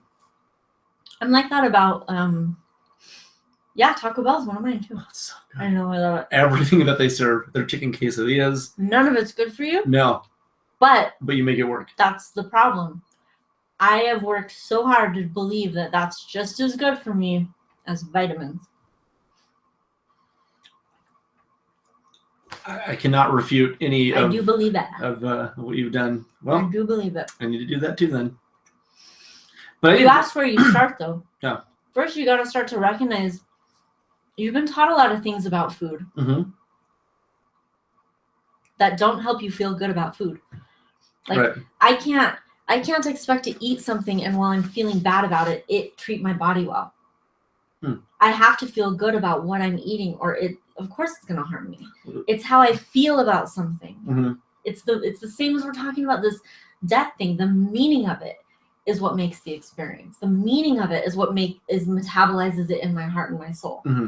You know, what I decide food means is what metabolizes it in my body, not, I don't know, carbs and calories and all of that stuff. So do you feel you're doing this strictly to sustain, or is it because you love No, I love it. Okay. Nobody needs that to sustain. Onion bagels? I watched a documentary recently about people that have been able to metabolize only sunlight and survive without food. Just on sunlight. I've heard about this. I haven't really looked into it. Yeah, and that's great for them. To be able to just eat sunlight? Yeah, that's cool, but I want to eat all the bagels that you want to eat delicious food. Oh, I also want to eat all the bagels. Pizza bagels. Yeah, right? Those are so good. I know, it's stupid. I just want bad foods. So if I look at these foods, do I classify them as bad? You're using the word bad. Right. You're fucked. I want the good foods, like Fruity Pebbles and microwave pizzas. What do you want those to do to your body? Oh, I want them to make me feel good while I'm eating them. And? I want to live. You want them to not do anything bad to your lifespan. Yeah. I want to live longer based off of how many pizza rolls I eat. There you go. For every pizza roll, I want an extra day. I double dare you. Double, triple, dog dare you. Work on that belief. Yeah, because the biggest thing is... Because it can happen. And this is actually something that's very, very true in general of the life concept when it comes to belief. Is you can sit there and try to trick yourself into believing, but the trick is to actually believe that. You know, because otherwise you can sit here and say it all day long while still maintaining all the doubt in the world. Right. Which that's the only part that it speaks to. It's all the doubt. It doesn't matter what you say. You have to genuinely... The universe doesn't hear what you say. It hears what you mean. Yeah. It doesn't hear what you say. Yeah. The universe hears what you mean and responds to what you mean. Do you know what I'm saying here? I completely do. Our prayers are like, please don't, please listen, please give me that. But what we're really saying is, I don't believe that I have this. And there's lack in my life. Yeah, like, and we're like, why doesn't God answer my prayers? Well, because the only thing you're saying over and over and over and over again to the powers that be is everything sucks and I don't have what I need. Yeah. So you get more of that. Yeah, and this extends far past food. Is really like, I mean, conscious and subconscious thought is so powerful, but it has to be genuine to work. If it is not genuine, if it is not literally from the inner depths of you, it will not function. Right. It cannot just be like, well, I'm going to say it so it happens. No. You know? It has to start with I believe. I am. Not even I believe, but I am. I am this. I know. I know. I am this experience. What are you doing? I'm going to have a crumb. I'll put a crumb. You put one there? Carefully placed? Well, I need to eat this carbohydrate. That's true. Bubohydrate. Okay. Seriously, though. Yeah. Yeah. No, thought is an incredibly powerful thing when it's genuine. And that goes for even negative thoughts. Your negative thoughts can genuinely do powerful things that you truly don't want, but you're thinking them, you're feeling, you're manifesting, and it causes action. It causes, I mean, an energy that people will pick up on. You know, if you hate the world, you're mad at the world, and you want to be happy with it, you have to be happy with it. Yeah. You put out that negative, people pick up on the negative, people perpetuate the negative, and you remain negative because you're giving that. You're literally handing it out everywhere. Yeah. No, one of my really good friends, I'm actually working with, she's a local artist and cosplayer. In fact, she's actually in the other room working on a project because it's nice and quiet. Her dog's not here. Yeah? Oh, weird. You should see her stuff. She's an incredible cosplay artist. I didn't know anybody was here. But yeah, she's in the bedroom working on like a gigantic foam sniper rifle for a costume. That's awesome. It's amazing. What costume? Sniper Wolf from Metal Gear Solid. Super cool. I'll show it to you. But she asked me all the time, sort of about what I believe in, that I'm she said, I've never seen anybody smile so much. And she says, and the thing is, it's not you're the kind of person that smiles and you're just so happy that it's obnoxious. She goes, you smile and you mean it, and I can't find any fault in that. Yeah. And I told her, I said, well, it's difficult because I feel difficulty. I feel sadness. I feel pain. I feel resistance. I feel overwhelmed. I feel stressed. I feel pressure. I feel the whole thing. But my duty is to look at that and say, I still care enough to want to make it all worthwhile, because that's the best solution. The best possible outcome is for me to love it no matter what.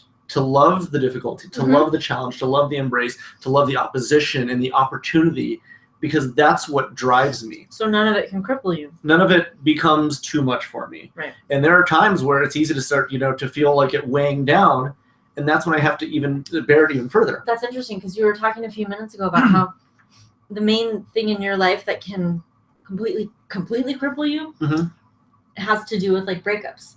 Yes. But add every brick of life pressure onto you. Yeah. You'll swing it. Yeah. But it's heartbreak. It's heartbreak that makes those things too much for you. Correct. Yeah. It's not those things. Honestly, if all those things are going on and I'm not feeling some sort of emotional pressure, it's easy. It's very easy. Yeah. I can do it. Morgan comes in and says, your smile warms me. I don't know if you ever met Morgan. Mm-mm. Oh, he's a delight. He's one of my favorite people on this planet. He's tall. He's like a Viking. When we were at St. Stephen's and I was in the Boy Scout troop, he's like 6'5" and blonde with long hair. And while he had like a big blonde beard and he just looked like Thor. It was amazing. But when I was going to St. Stephen's with you and I was in the Boy Scout troop, that's where I met him, was in Troop 505 at the church. And so there's a very strong association between like you and the whole St. Stephen's crew, essentially. I don't think I've ever met him. Maybe not. He's truly, truly one of my favorite people. Every time I see him, which is at this point once a week, Friday nights for our movie nights at the store, we embrace for like a full 20 seconds period, just interlocked in like just muscles just gushing over each other. And it's just the release, oxytocin, is just, it's incredible the way that this man makes me feel. Such a good person. Cool. Yeah. One of my favorite people to experience on a weekly basis. Same as you. Just there. I love experiencing regularly people who are just thrilled at my growth, and people who I can be thrilled for because of everything that they are and that what they represent and that they do and that they overcome. I love seeing you. I love seeing you. You make me so happy to be around. That's good. Yeah. Especially when you're hanging in the gallows. It's my favorite thing to see is when you're hanging by your neck. No, sir, I love you. Well, when it's time for my suicide party, then. Yeah, but like for no reason. Just, you got a promotion, so you're like, I'm done. Right? Fuck it. Yeah, exactly. Yeah. 120,000 a year, I'm out. Yeah. Yeah. There's no point to it. You're exactly. Yep. Yeah. And it's good. It's good.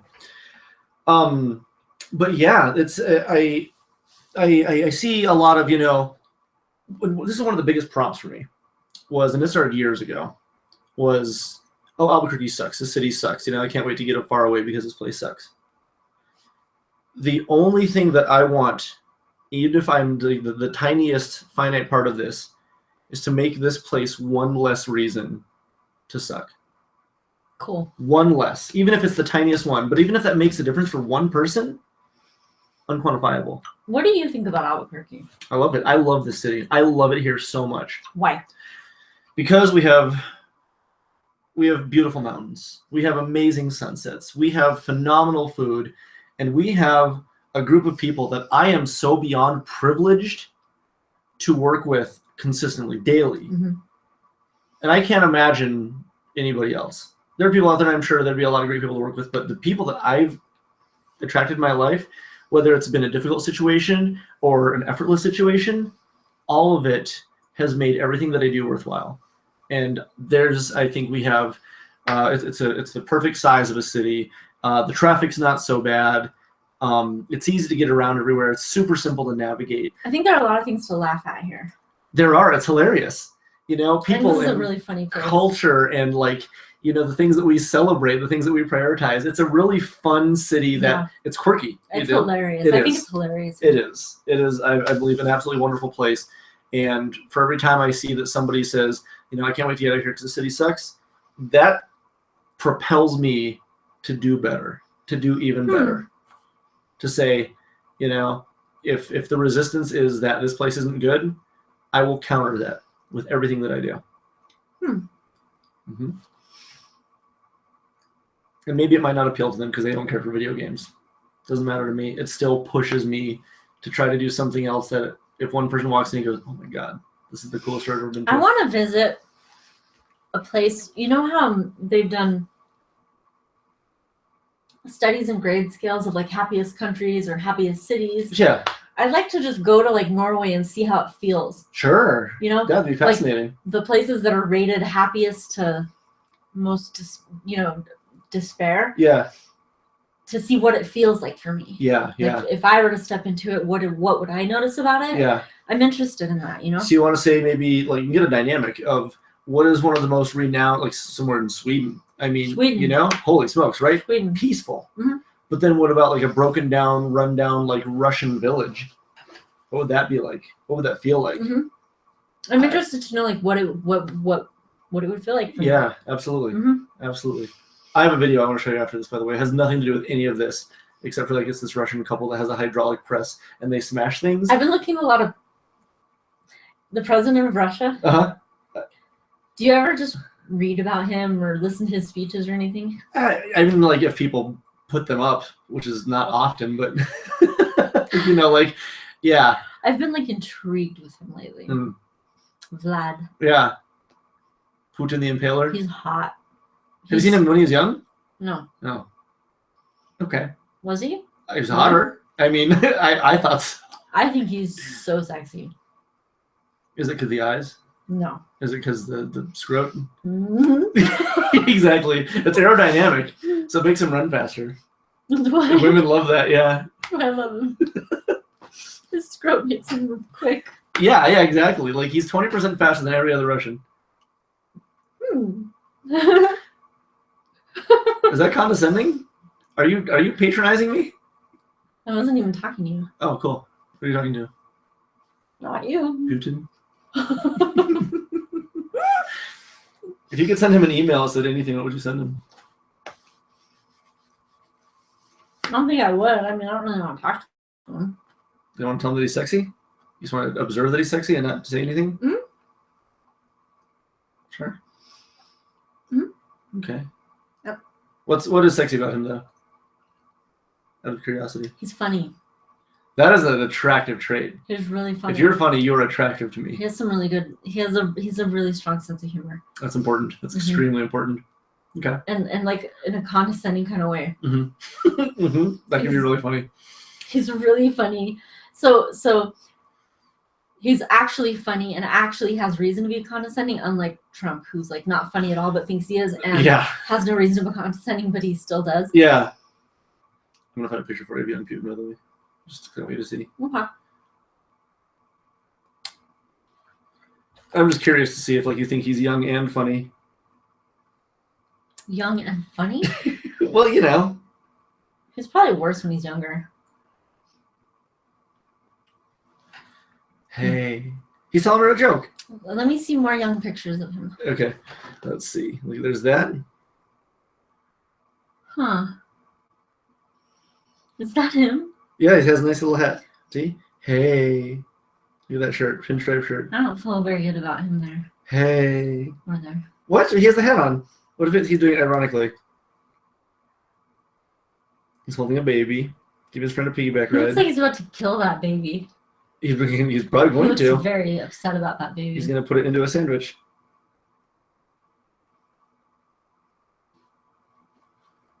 Hey.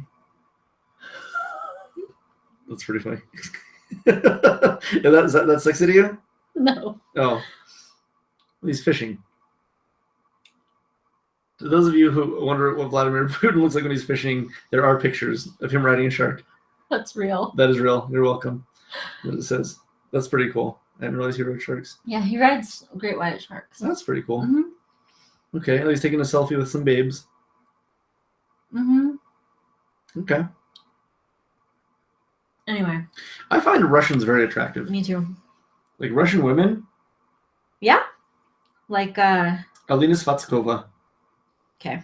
Holy smokes. Yeah. Holy smokes, man. Did you just see a picture of her? No, but I was just thinking about how Russian she was. How Russian she was. Okay. This is probably very boring to watch us do. No, one doesn't watch us look at pictures of hot Russians. He's going to put it into a sandwich. Yes, that's what that does with the baby. Yeah, that's have you ever seen, all right. I like this one. Ukraine? No, my crane. You're wonderful. Yeah, and actually the reason I learned to fall in love with this woman, whatever that means, is because I was looking on YouTube and it was just videos of her teaching Russian. Cool. And I was like, well, that's hot. That's hot. Yeah. Somebody who was educating me. Look at, doesn't she seem nice? I don't know if she's nice, but she seems nice. She does. I watch her videos on YouTube. She goes on to YouTube and Facebook when I was on Facebook, and she would just pop up every now and then like, oh, hey, I'm eating candy at like this restaurant in Los Angeles, and then there'd be like a 10-second video of her eating candy, and I was like, she seems very nice. See, and if you seem nice, then I like you. I'll kill her. Not Okay. that I want to, but like, you know, out of obligation.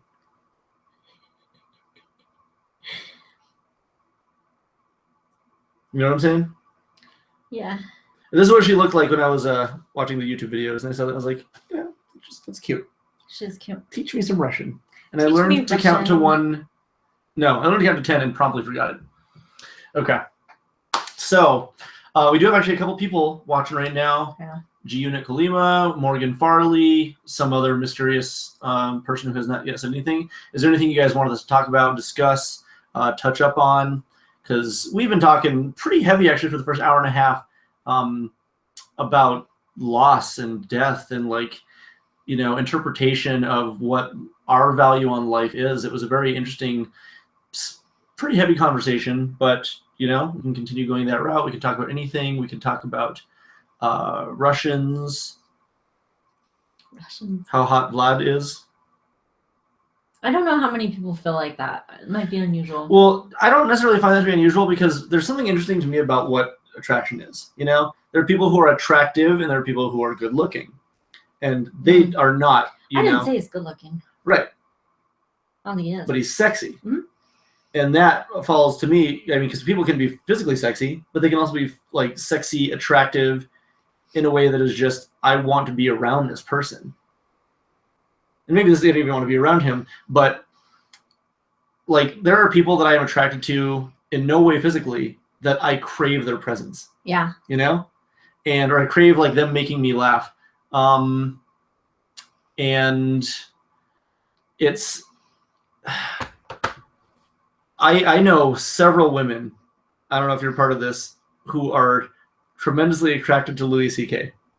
Oh, I'm very attracted to Louis. Yes, right? And it's not because you look at him and you go, that's a good looking man. Nope. But there's something about his everything that is just, I am drawn to him. I am in love with that man so much. I love him. I love his speech mannerisms, and I love his interpretations. I love his reactions to things. I love the way he looks around the room. Yeah. Like, there's a whole myriad of traits that make him tremendously attractive. And you are at least the 5th woman I know who says he's attractive. Love him. Yeah, he's great. Absolutely terrific. Mm-hmm. Yeah. Yeah, he's very attractive. I feel that way also about Danny Trejo. Oh, he's great. Oh, he's great. he's not good looking either. But he's wonderful. He is very hot. Yeah. Very much. Yeah. No, I felt like that about several people. I'm trying to think offhand right now, and we're looking at like the not physically attractive, but very attractive person. Danny Trejo is not hot. Yes, he is. I don't expect many people to think that either, but that's what I find to be so great about what attraction really is, is to be attracted to somebody that is not conventionally attractive is irrelevant. Because when you find somebody that you just go, it's like there's a resonance. Yep. And when you attract that resonance, everything else is irrelevant. Physical nature means nothing. Yeah. Yeah, no, not at all. I didn't say he looks good. Yeah, but he's hot. Very. That's great. I think that's great. Very much. Yeah. Yep. And likewise, there are very physically attractive people who are not attractive. Oh yeah, absolutely. There's just no. Completely no. Yeah. They're seriously. You just look at them and you go, "It's a good-looking person," and I'm not attracted to them in any way. Right. Yeah. Yeah. A very good-looking person that I'm not attracted to. It's very fascinating how that works. It really is. Yeah. I think it is too. So that's how I feel about Putin. He's really, really attractive in a very not good-looking person way. Yeah. He's funny, really funny. I find the entire cast of Sunny in Philadelphia, because I watch that show regularly from start to finish over and over. What? I find them to be attractive, not because the characters are attractive, but because the way that these actors portray these characters flawlessly. Everything about them is the most deplorable thing a human could have. But these actors, they nail it with their timing, with their responses, with their reactions. Charlie Day. He is one of the funniest people. He's really attractive because of that. Unbelievably attractive. Yeah, he's very attractive. Yeah. I love it. And even Dee, who I'm not physically attracted to, I love her character and the way she plays him because she's vile. She's good. The waitress, that one episode when when they start getting the waitress drunk and she's an alcoholic. I just watched that one and too. And they go to the shoe store. Oh, yep. And she's... You huge-footed slut. Yes. No, it's good. And then... That's my favorite scene in all of it. Oh, because that's the one that was Who Pooped the Bed, was that episode. Is it? Yeah. Because they get her super drunk, and then Artemis is trying to put it together, and the waitress in her theory is drunk in the shoe store, pooping into her bag, into Dee's bag, and it falls out in the bar. It's a whole thing, but holy smokes. Yeah. The attractors drive those characters. The actors drive the attractors. The actors drive those characters. You can lose yourself in that show every time because all I care about is the fact that they don't think about anything beyond the moment. And there's something that's so fun about that. Conan O'Brien. Oh, I'm in love with him. I love him. That man is hilarious. He is very attractive, and not because he looks good. Did you see, there was something that happened, I want to say it was about 2 or 3 years ago, where he did not get the opportunity to host the Tonight Show, and he made a speech. I watched those recently. They're incredible. The energy he puts out for that, that's the kind of thing that makes me tear up because I'm just yes. And he said very much what we say is you put that energy out there, you believe genuinely, and you do with all your heart what you love. I hate cynicism more than anything in the world. That's it. Yeah. That's the one. Yeah, I watched it recently. Oh, it was beautiful. I watched a lot of Conan O'Brien stuff too. Oh, he's so good. Did you see the one where he was with what's her name, Bryce Dallas Howard, and she made herself cry? I sent that to you, idiot. Did you send me that one? Yes. I sent that to you, and I was like, "Have you ever seen this?" And that's right, you did. I had you watch it, and you sent back, "Whoa, yes, I made you watch that one." Because it was you. I love because it was hilarious. Yes, it was hilarious. Wasn't that great? Yeah, Home Depot and Lowe's. I was impressed with her. Yeah, no, she's actually really great. I was impressed because I was watching to see is she just holding her eyes open so they have to tear up so they don't shrivel into raisins? Yeah. She wasn't. She was blinking plenty, and she was she just really truly cried. She responded and just it was amazing. It was amazing. It was so good. It was amazing. Yeah. I can't do that. But after I saw that, I wanted to learn. I was like, after that, I wanted to marry her. She's pretty fabulous. She's pretty married too, unfortunately. So it's gonna be an uphill battle for me, but I'll figure something out. Uphill battle. Yeah. Trying to marry a married woman. Yeah, it's rough. Some rough waters. But no, it's fascinating, the law of attraction and what genuinely being attracted to somebody means, because it goes so much further than you're a good-looking person. Well, what you put, the attractive resonance, that actually I think even more than you maybe meant to say it, I think of that literally. In order to be attracted to someone, there has to be something that you recognize about yourself within that zone between you. You know what I mean? I fell in love with her in Jurassic Park. Yeah, no, she was interesting in that movie. Yeah, I unfortunately didn't like the movie very much, Jurassic World, but I didn't really dig her in that movie. I didn't actually dig any human in that movie. Honestly, let me tell you something. Me either. I was not interested in a single character in that film. Even Chris Pratt, whom I love, I was like, you know what? I love the dude. This is gonna be fun. I didn't even care for him. Chris Pratt is relatively attractive. Yeah, he's a fairly delightful dude. Yeah. He's got a really great energy about him too. And one of the things that he does is every time I read about him outside of his Hollywood roles, he seems like such a genuinely good-natured person that I'm attracted to him by default no matter what. You know, even in Jurassic World, which I'm not going to say any more about. I don't want to say bad things about a movie. He must be amazing because that movie sucked. I thought the same thing. I thought it sucked. I left the movie and I was dissatisfied with it. I was really excited though about the T-Rex fighting the thing at the end.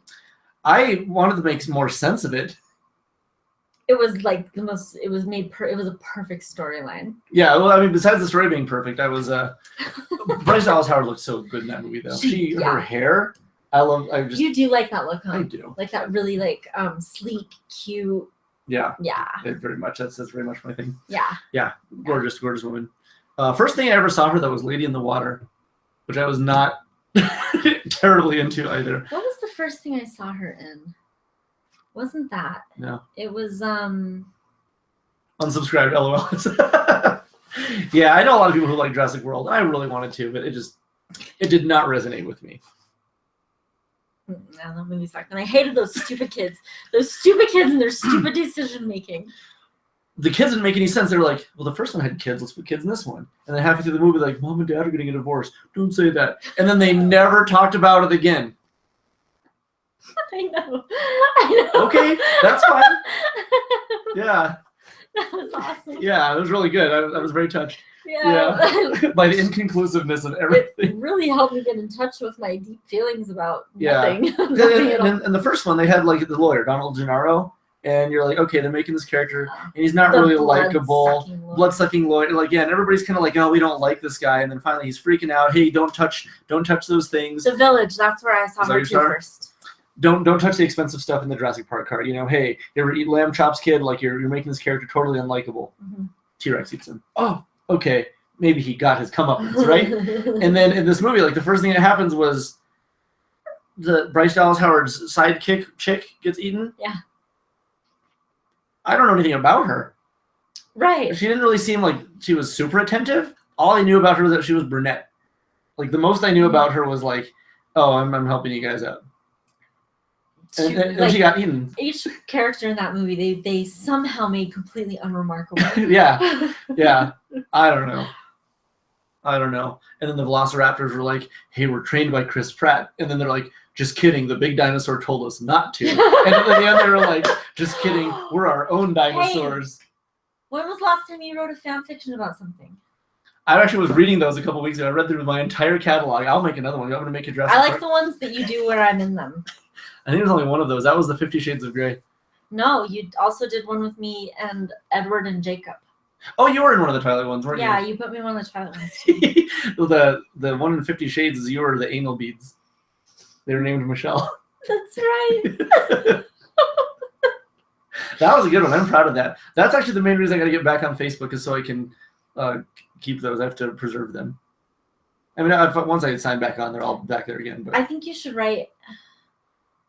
I want you to write a Jurassic Park one. Okay, Jurassic Park or Jurassic World? I don't know. Maybe not. Because I could do a lot with Sam Neill. He's hot. Sam Neill's hot. Did you ever see Event Horizon? Yes. Holy crap. Yes. And I only thought that movie was straight sci-fi and not sci-fi horror. So when I first saw it, I was like, a sci-fi movie. And then suddenly the tone changed. I was like, holy shit, this is terrifying. I loved that This movie is so scary. Yeah, it was great. I loved that movie. It was fantastic. Super good. I saw Blood In, Blood Out recently. Have you ever seen that? No. I'm gonna have you watch that.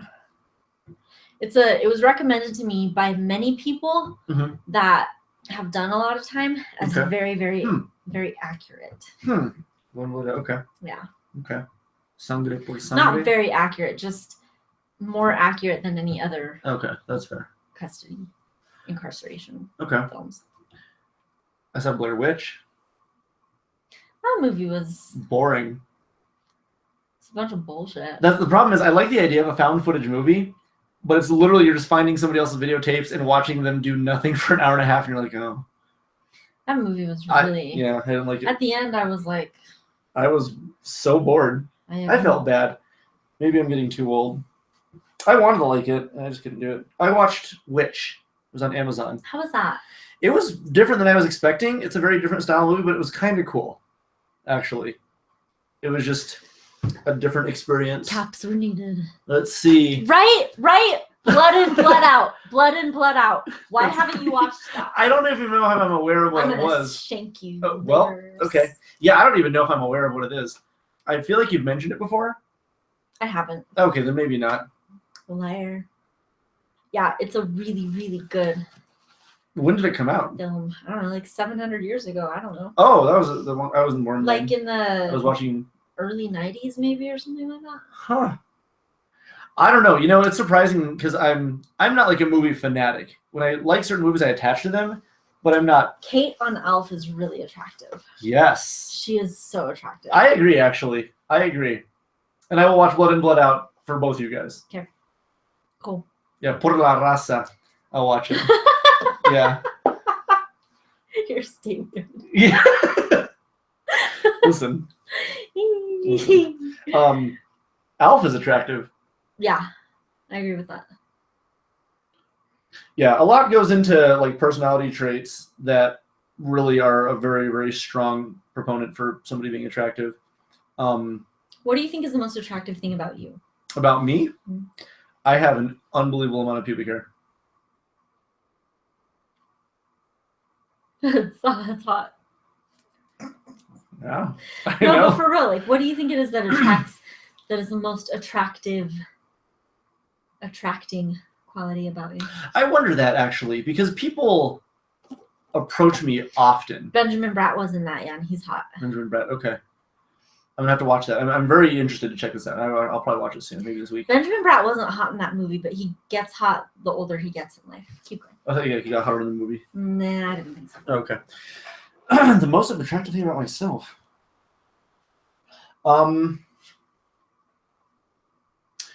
Probably that I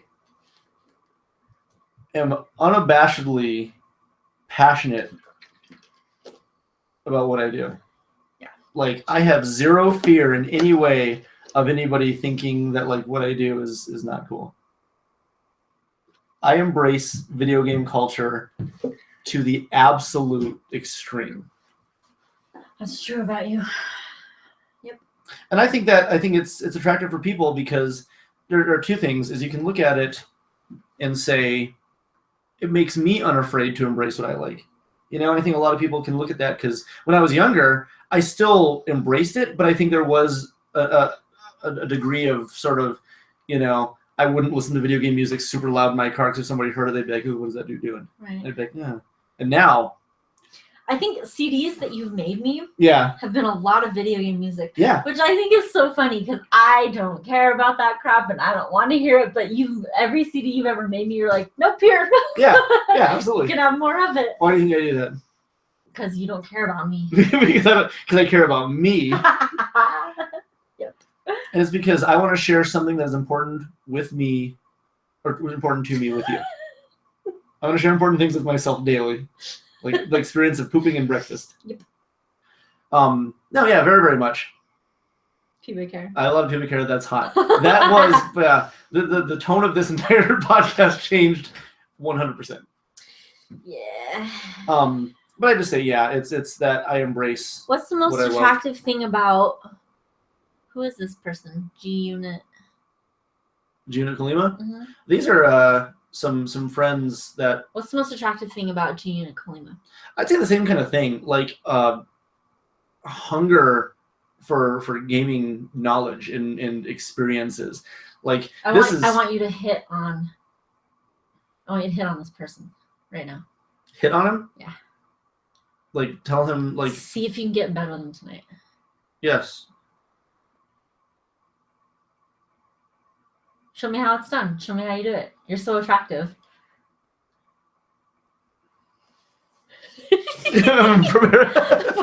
Yeah, exactly. I gotta.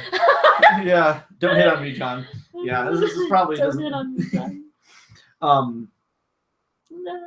Yeah, there's it's. What's the most attractive thing about Morgan Farley? Oh man, so one of my favorite things about him is that no matter what you say, no matter what your experience is, no matter what you present to him, he is fascinated by the fact that you love something so much, that I love something. So I'll be like, this is a song. And he won't ever be like, oh, I don't like this artist, or I don't like this style, or I don't like this whatever.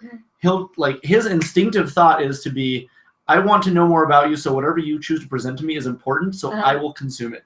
And I love that. His willingness to experience the all. That's really cool. Oh, it's amazing. I love it. That's really cool. I like love it. That. Yeah.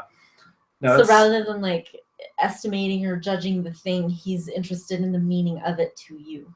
Yeah. That's and cool. And if it is something that he has had experience with where he might not even like care for it much, if I bring it up, he's still interested to hear. He's still willing to say, I'll take one more perspective because if it's important to you, it's valid. And it's wonderful. It's a really cool thing. And every single time we have conversations at the store, no matter what we bring up, there's never like a resistance. Sometimes there's like a, but it prompts a more of like a tell me more kind of thing. And I love that. I love it so much. That's one of the things that when you just said, I don't see Michael this way. Oh, at the other store? No, Michael that came over here all the time. Graham, yeah. He works at the other store now, so that's. Okay, gotcha. I don't know if you knew that, so that's fine. So not that he's like interested in everything. I don't know that about him, but the way that he just everything. I think absorbs it. I think it's really attractive about him is how unwaverable. Unflappable.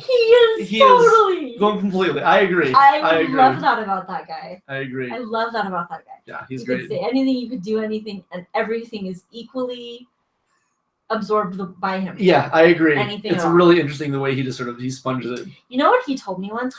Gina Klima says I gotta go. It's been fun. Thank you so much for tuning in. In fact, if you haven't had a chance to watch like the beginning of this, it was a really good conversation. Definitely worth checking out. But now we're kind of just like blah, blah, blah, blah. Yeah, which is the progression of how we do things. We're not addressing anything directly. But yeah, thank you for watching, and we will continue to do this as often as we can. Hopefully it's every week. Sometimes it's not, but thank you for watching anytime you do. So yeah, keep tuned on the Facebook page, because I'm still present on the Blue Lady podcast page and every week here. So, but what were you going to say? I don't remember now. I hate you. Yeah. So, yeah. Oh yeah, you know what he told me once about you? Michael. What did he say? He said that so it was when I was living here. Yeah. And he said that that you're way wilder when I'm around. Interesting. Yeah. Which I thought was really I had to kind of double take what he said a few times, because I was like, really? Because I just see you that way everywhere. That's standard issue. Yeah, as far as you're concerned. Yeah, that's standard issue. And I was like, and he said, he's just way more when you're here. Yeah. Like, really? And I can actually see that, because there are certain people when I'm around them, it's not that I'm like subdued with Michael, but I think that like if there is again this resonance, it amplifies certain things, and instinctively, I don't think about it. It just happens. Michael amplifies that with you by being so subdued, though. I think so. As well. I do think so. I think it makes me, like, because he sort of offers a resistance, which makes me persist further. Right. Yeah, or like Pete. Pete does the same thing. Pete questions almost everything I say. He doesn't absorb it the way Michael does, because Michael just goes, and just sort of nods, Michael's right? Funny. He's hilarious. I think he's hilarious. But when I'm talking to Pete sometimes, I'll be like, hey, here's my idea. And he goes, well, here's why it wouldn't work. Or, why would you do that? Or why did this happen? Mm-hmm. And the moment he offers his questions, I have to justify it. Right. So it gets worse and worse and worse. Progressively, all the way to the end. I love it. Yeah. I love a challenge. That's why I'm attracted to people who, I don't want to say boring, because I don't think people are boring per se, but I think there are people who offer like just sort of a rebound, and some people who just sort of like absorb it and then do nothing with it. Michael absorbs it, but he also he continues the dialogue, he will still offer something with it. But some people, I'll say something, I'll be like, okay. Yeah. And that sort of like dampens it so much that I can't really like put forth energy. It's like an energetic resonance. I thought it was really intriguing when you told me that. That is interesting. Huh. Yeah. I really thought about that. I didn't know what to think about it. I mean, because obviously I'm never around you unless I'm around. That's true. Yeah, some people I am more exuberant around just because they have like an energy that works with me, and it makes me just sort of feel naturally more like outgoing. I don't know. It's weird, I guess. Yeah. And with you, maybe I'm so comfortable with you, and I'm not afraid to be around Michael, but I also know that like if I go crazy, Michael will be like, calm down. Yeah. And and you don't say that. You've never said that. No. You just take it all. You're entirely, which is very, very impressive. I like it. Whether I'm interested in it or not. Yeah. You know, and there are definitely times that I'm just like, I'm not really, like, you're doing whatever you're doing, and you're saying things, and I'm like, you know, but I definitely like it, and I like you to be you all the time. I'm not always interested in it. And that's fair. I wouldn't expect you to be, because why would you? Yeah. It completely makes sense that like not everything I say is fascinating. Yeah. You know, no, that's silly. Well, and it's not, because I was talking to somebody about this recently too. I really, really like being in my own head. Yes. I like how I think. I like my mind. I enjoy just what goes on in here. It's my favorite place. It's my favorite way to process things. I really am my favorite person. My mind is my favorite mind.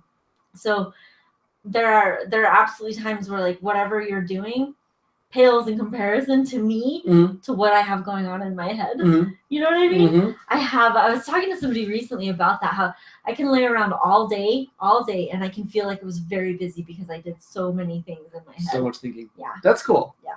I like that. Oh, that's a great thing to do, is to sit there and like figure out how you would work everything. I'm busy. Like, I'm always busy. I don't have to do anything, but I'll feel like very, very occupado. So we were talking last week after the podcast about how right after we finished the podcast, actually 2 weeks ago, immediately after we were done, we went back and watched it for like half an hour. We just watched us talk. Yeah, that's right. And there was two things that were fascinating about this. And number one is it prompted the fact that like there were things that you wanted to say that you didn't say. But one of my favorite things to do is, and this is actually like going back further in podcasts, but I'll do like a podcast from a year ago with Michael Radon, and he'll say something, and in my head I'll respond, and I want to know if I respond the same way as I actually responded during the podcast. Will I phrase it the same? Will my timing be the same? Yes. And I think that's really fun to do. That's interesting. Is to see if I feel the same way about that kind of stuff, and if I do, how do I express it? That's really interesting. Oh, it's fun to do. Yeah. That is fun. That was neat watching that. It was.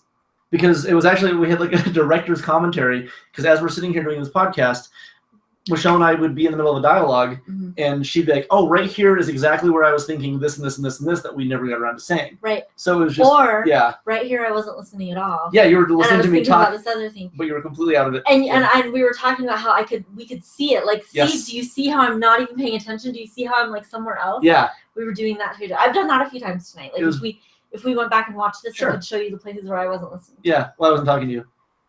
That too. Yeah. So.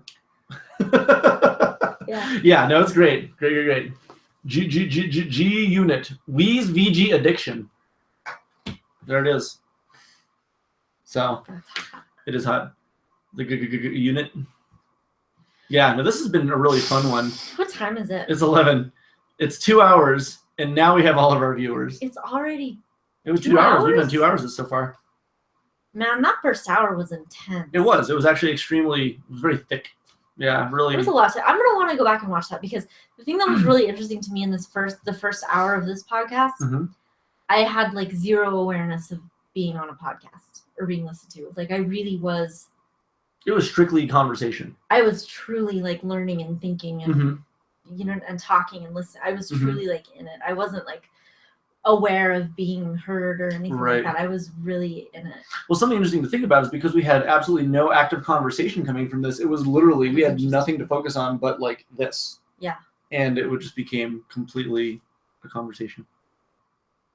I am interested in your friend that had written in about that. I would love to know more. I will talk to him and have him listen to this, because I don't know if he's watching right now.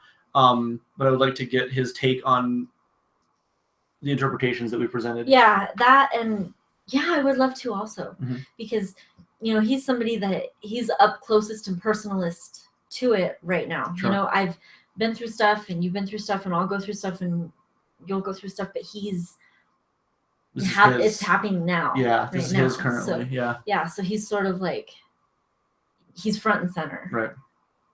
Right now. I'm interested in that. Yeah, I'll talk to him and sort of see how he feels, and maybe we can do like a follow-up, next week with more information and sort of see how it's progressed. But yeah, if anybody who's watching this, I do implore you to go back and check out the first hour or so of this podcast and just hear a very deep conversation. I mean, it's not for everybody, it's not pertinent to everybody maybe right this moment, but it's something that I think will affect all of us in one way or the other inevitably. So, well, the destination of all of life is death. It is a 1-to-1. Yeah, it is. Yeah. Were we talking at one point about how many potential dead suitors there are out there? Yes. Was that last week? All the different boyfriends you could have? Yeah. We talked about Hitler. That's right. Yeah. He's prime candidate. Yeah, we talked about me being with Hitler. Yeah, why didn't you pursue that ever? Yeah. Why did he dump me? Oh. Yeah.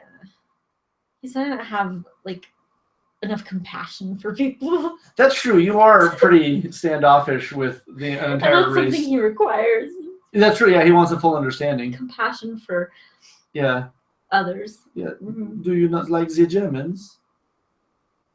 Is that what he asked you? Yeah. And you said no? Or did you say yes? I accidentally said yes, but he didn't believe me. Oh. Yeah. That's too bad. Accidentally replied. Yeah. Oh, shoot. Anyway, it's 11 already. It is. I got to get to working on some stuff. I'm hard at work. I've actually been cruising this week. And in the next week or two, I hope to be done with nearly all of the stuff I got to get done. And I will feel so good once that is finished. I'm very excited to be done. Cool. Yeah. I can't wait.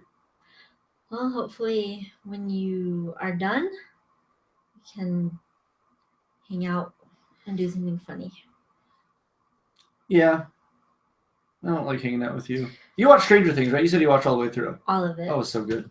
So good. Yeah, what an amazing show. We'll get to that some other time, but holy crap. Yeah. So, 6 Feet Under. That's, speaking of the inevitable. Yeah. 6 Feet Under is a show that I think is almost required viewing. One of the few shows where the last episode truly did justice to concluding the entire series. Yeah. Yeah, absolutely. I wept. Yeah. I sobbed through that whole last montage. Yeah, it's pretty remarkable. It was so good. Mm-hmm. It was so strong. They did an amazing job with that. Yeah, I need to watch that show again. All right, I'm tired. I'm ready. Okay. Yeah, thank you guys so much for watching. We try to do this every Thursday night at 9 o'clock Mountain Standard Time. Michelle and I talk about just everything. It's not always conversation of just weird lightheaded nature, but it often is because this is what we do. We decided to start talking about just things we talk about and record it, put it on air for people.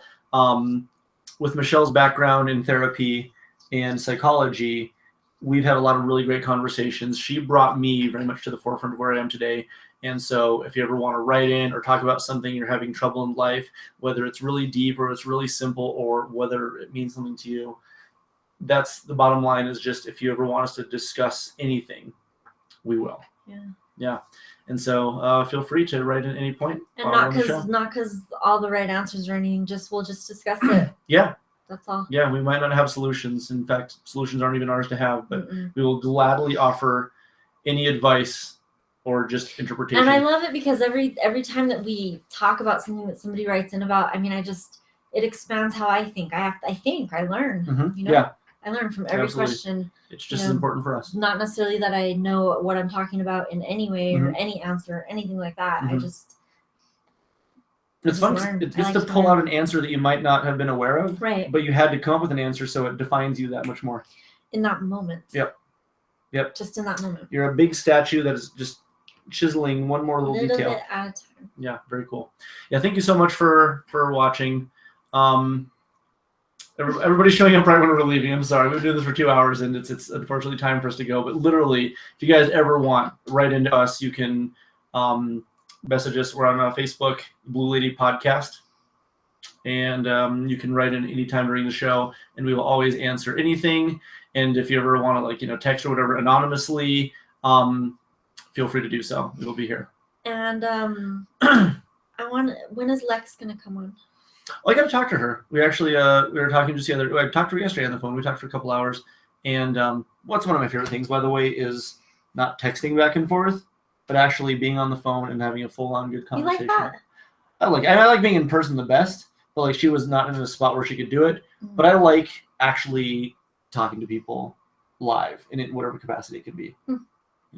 And the phone is nice. Always late. Always late, always. I know. 9:00 Mountain Standard Time. That's when we start, and we usually don't go past 2 hours. So, but nonetheless. Okay. Love you guys. We'll go ahead and watch the first hour of the show. It was fascinating. I'm gonna go back and watch it because I just want to hear what happened. Yeah. I was really, really invested, so I don't even really remember. Yeah, it'll be a very interesting conversation. Yeah, I want to hear it. And very, very, very big one that we all deal with. So, Thank you guys so much. We appreciate it, and we will talk to you next time on The Blue Lady. Good night. Bye.